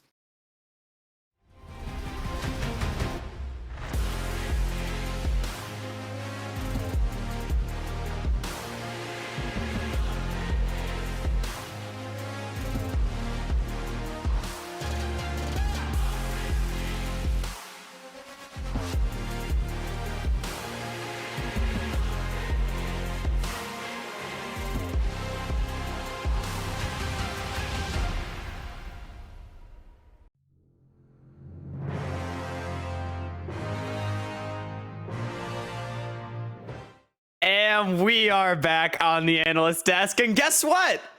Everything came true just as it was foretold. LeBlanc and Fiora ran circles around the team. I mean, it wasn't quite as cut and dry as that. It was a close game. It was very exciting, but at the end of the day, it was the mobility and the dive that won them the day. And Team Dimitry, they ended up winning 2-1 in the series over Team Gamsu. And what do y'all have to think about this one?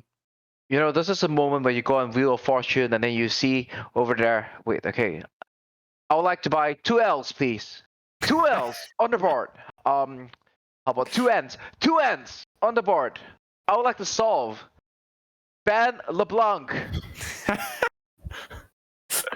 Ban LeBlanc is the name of the game. I mean, LeBlanc was 3-0. We said it would happen, and it did. It's funny how that works out sometimes. Yeah, I definitely think my big storylines and takeaways from today would be for Team Dimitry. Srtty's performances were pretty good in games 2 and 3. The games they won, Srtty's performance on the Fiora was good, though it was with the same champion, same play style. So that's something to look at. With the Team Gamsu, it would be Perry. He was impressive in all 3 games in different ways. I was impressed with what I saw in general from him. He showed depth of champion pool and showed that he had a fairly good understanding of what he was doing with linking up with his teammates. And the third one is, please, please, please, please, if you're going to give the other team LeBlanc, find some way to actually track the LeBlanc. Please do not draft things that just have no way of tracking her. Pick a Leona. Obviously, Twisted Fate was permanently banned in this series, so that might have been a tip-off to, hey, maybe we should ban this champion. And another one being like a Camille who can just ult and keep her in place. But you just left the champion on trick 3 games in a row, and it won 3 games in a row. Not that shocking. Yeah, at the end of the day, it's not like LeBlanc is completely OP. Now, is she extremely good right now? Yes. But there are ways of answering it if you pick them. And we didn't necessarily see that. But moving maybe away from the overwhelming nature of the LeBlanc pick, what else? And I sort of want to look at the series holistically now, that we've seen 3 games out of all these players. I love how you brought up Srtty's performance on the Fiora in particular. Like, any other things stand out from these players? Jensen, you first. Well, I mean, from the other side, from Team Gamsu, I think parry jungle as well as Fizzi's support jungle synergy has been something that's been very key. Although I don't think they could have done much this game, but from the first 2 games, I definitely felt that the support jungle was the standout side from the blue side team, and then for the red side team, it's the solo laners who were kind of taking over the game, right? The second game, I felt that Leo could have done a lot more with his LeBlanc. The third game, sorry, back to the LeBlanc point, right? But the third game, he definitely stepped up. The LeBlanc had a much higher impact with the mobility, just going in and bursting people down. 80 carries on both sides, I think did a decent job. They went in there, they played the games, but I felt that for a large part of the series, they were sort of like passengers, kind of like due to the nature of how the drafts panned out. Yeah, like we saw bot lane get ahead. Like, I think of game number 2, right, where bot lane got super far ahead for Wixxi and Fizzi, but they weren't able to win the game because of what you previously mentioned. Like, back to the LeBlanc. LeBlanc did really well. Hecarim was strong, Fiora and then well. Fiora was a big part of it too. Yeah, so like we did get to see, like especially laning wise, good stuff out of the bot lanes. But I am inclined to agree that it wasn't as much about the bot lanes, especially as we predicted coming into the series, where we were really kind of hyped about this Raheen Wixxi matchup, and then also Fizzi into Trevor as well. Like, we were really excited to see these guys throw down, and they absolutely showed us a lot, but it wasn't as much about them as maybe we first anticipated. Yeah, I think to add to that, it can't really be understated. I think the supports were actually the highlights of the bot lanes, when I thought that the 80 carries were going to have a lot more presence, both of them being not only big lanes, pretty solid performers throughout the amateur season. I really thought they were going to show up in a big way, but as the drafts kind of panned out, they just weren't set up to have those types of big moments, and the games didn't really pan out that way. But the sports had their times where they were shining. Obviously, it can be kind of hard to shine when you're playing on something like the Yuumi, which is probably 2 buttons, but Trevor had 0 through 20. I mean, he racked up the assists. He was consistently on the people he should be on and did that fine. But Fizzi's performance, consistently linking up with Perry, was very impressive, and the way that he was able to get around the map was good. Finding timings can be something that a lot of amateur supports, as they're coming up through the scene, will struggle, and they'll have to learn to get if they want to move forward into higher levels. And as Fizzi came down from TSM Academy back into the amateur scene, as he filled in for them as a sub, he showed that he learned something from that and found his timers, got around the map, linked up with his jungle. Hopefully he continues to do that, but that's definitely what you want to be seeing as signs from a player who had that chance and wants to get another one. Awesome. Yeah, definitely. The supports, although again, like on Yuumi, not exactly super hard support carry kind of champion. Like, we did see, exactly as you said, awesome stuff from them. And gentlemen, I'll just turn it to you one more time. Do you have any closing thoughts for the desk before we move on to our interview? So why spend one set? Better jungler always wins. Better jungler always wins. I guess Dimitry's the better jungler. Here, no. I actually think that was disproved here. Like, given how we were kind of praising Perry throughout this thing, but you don't go against the HO advice, and that's what I'll have to stick with. Of course, yeah, definitely good things out of both of them. But at the end of the day, it's always jungle diff. But we'll be right back. We have an interview coming up with Fizzi to break down some of the stuff that happened this series and maybe get some insight into what was going on for Team Gamsu. So don't go anywhere, y'all. We'll be back in just a couple minutes.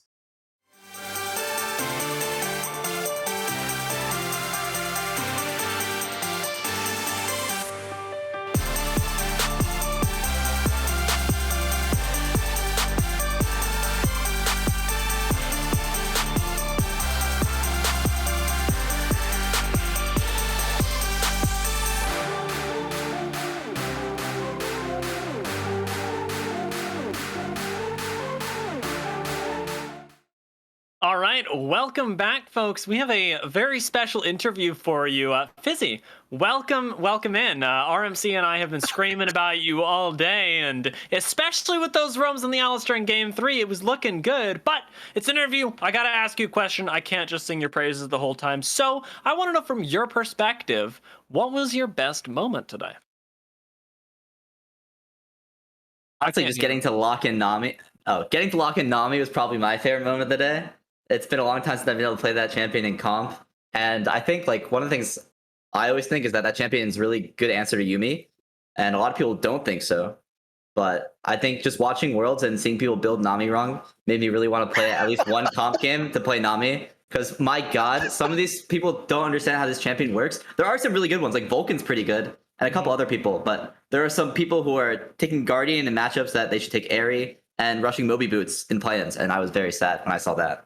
You got to show them what's up, and there's no better place to do it than the amateur arena. I'm glad that we got to see it. I was a big fan of the Nami. You were landing some crazy bubbles in Game 2. Yeah, those tidal waves as well were massive.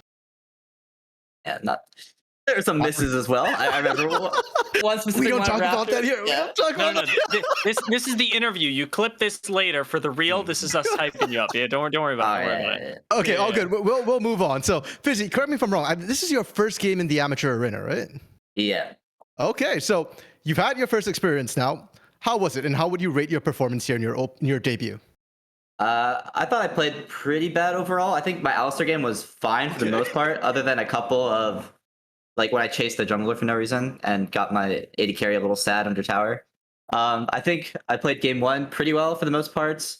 Game 2 I played pretty badly, but I think also I haven't played comp in like 4 months, so a little rusty. Just like communication, it started to get a little better towards the end. Just like getting a feel of like the way the game's different than solo queue, obviously, and just like pacing of it. Like I was basing a lot for no reason the first games, and our coach for the session, Draxler, brought it up. So like just working on that and things like that, just making sure we have more of a consistent game plan rather than just in the moment decision making.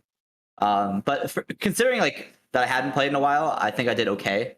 But definitely a lot to be desired, but not terrible either. Okay, you know what? Honestly, as casters, like Gia said, we were screaming your name all night. You had some really solid plays, so very self-aware of you there. Coaches take note. Very receptive to feedback there. Very humble. Interesting that you should mention communication, though, because Jensen was actually praising you guys on the analyst desk. Well, the team as a whole, but you as a support, especially roaming with Perry, working with CptShrimps, and then still working very well with Wixxi there. And considering that you guys are all actually from different teams, how was it like working with them, for the first time? Well, with Wixxi specifically, we never got to play on the same roster at Harrisburg, but we both went to a semester at Harrisburg University. And I used to deal with him a lot last season. So I'm definitely comfortable with him. It's been like almost a year now since we've really played together, but like friendship like that like lasts a while. So it was good to play with him again. And I thought Perry was just a very vocal player, like always saying what was on his mind. And even if like we had like wrong decisions in the moment, we always knew what he was thinking. And I thought he did a really good job, and I was impressed with him, having never played with him specifically before. So yeah, I think he did a good job just making sure there was consistent like talk. And I think Gamsu did a good job of just like letting us know when we were doing something too rushed, like especially in game 1, make sure we waited for his timers, not just taking fights for no reason. I think everyone was very vocal, and that led to a pretty decent communication flow for just playing with each other. Excellent. We love to hear it, working with each other, building each other up. And actually, Hawk, the host of the Analyst Desk, had a question for you about what the team dynamic was like. Who was the shot caller? How was the atmosphere? I know you've kind of answered that a little bit here, but maybe you'd like to go in a little bit of who was the shot caller? What was the atmosphere like when winning and even when losing here?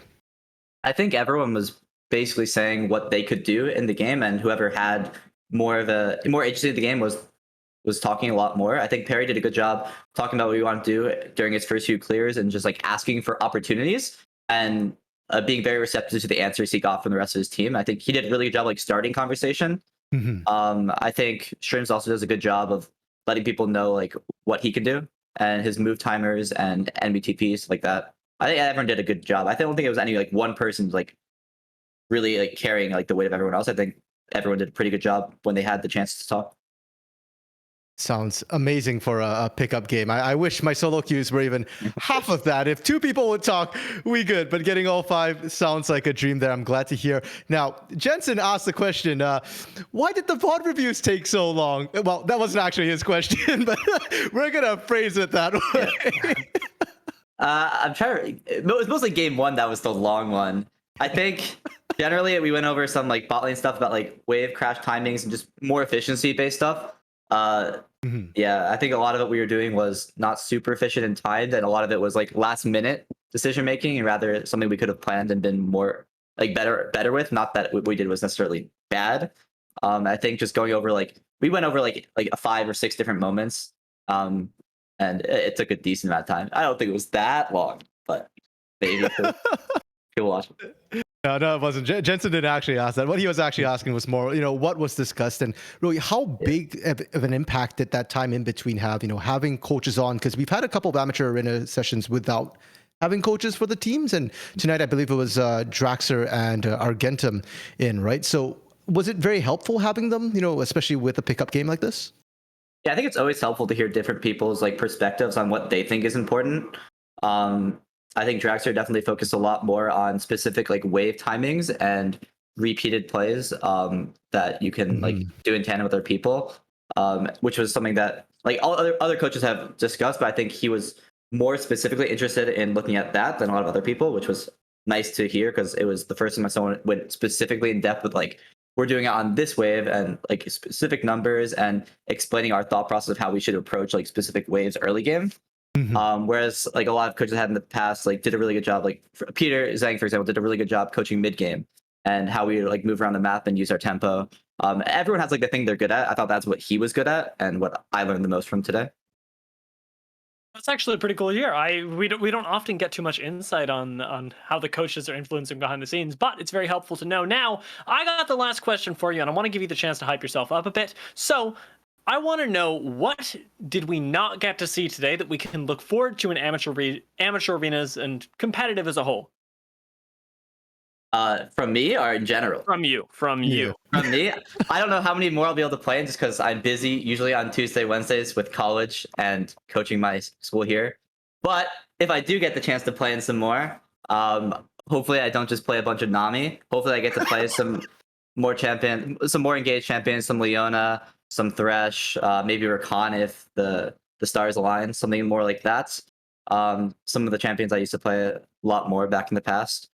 Maybe a rel game here too, but I think what makes me stand out is the fact that I'm always looking for things, and I generally have a good eye for how I want the fights to take place, and hopefully you'll see some good fights around vision that makes sense. Okay, vision that makes sense is the bar that we're gonna set, and then engage supports is what I've come away from this with. Yeah. Thank you so much for taking the time to talk to us, and thank you for gracing us with some amazing gameplay today. We were ecstatic to have all of you grace us on Summoner's Rift, so I wish you a good night, and all of you in the chat who tuned in, thank you so much for making sure that we have an audience to present all these amazing amateur players to as well. Production, thank you for making sure that we can run this in RMC. Thank you for talking to me and hanging out. I look forward to seeing you guys all once again back at the Amateur Arena presented by AOE.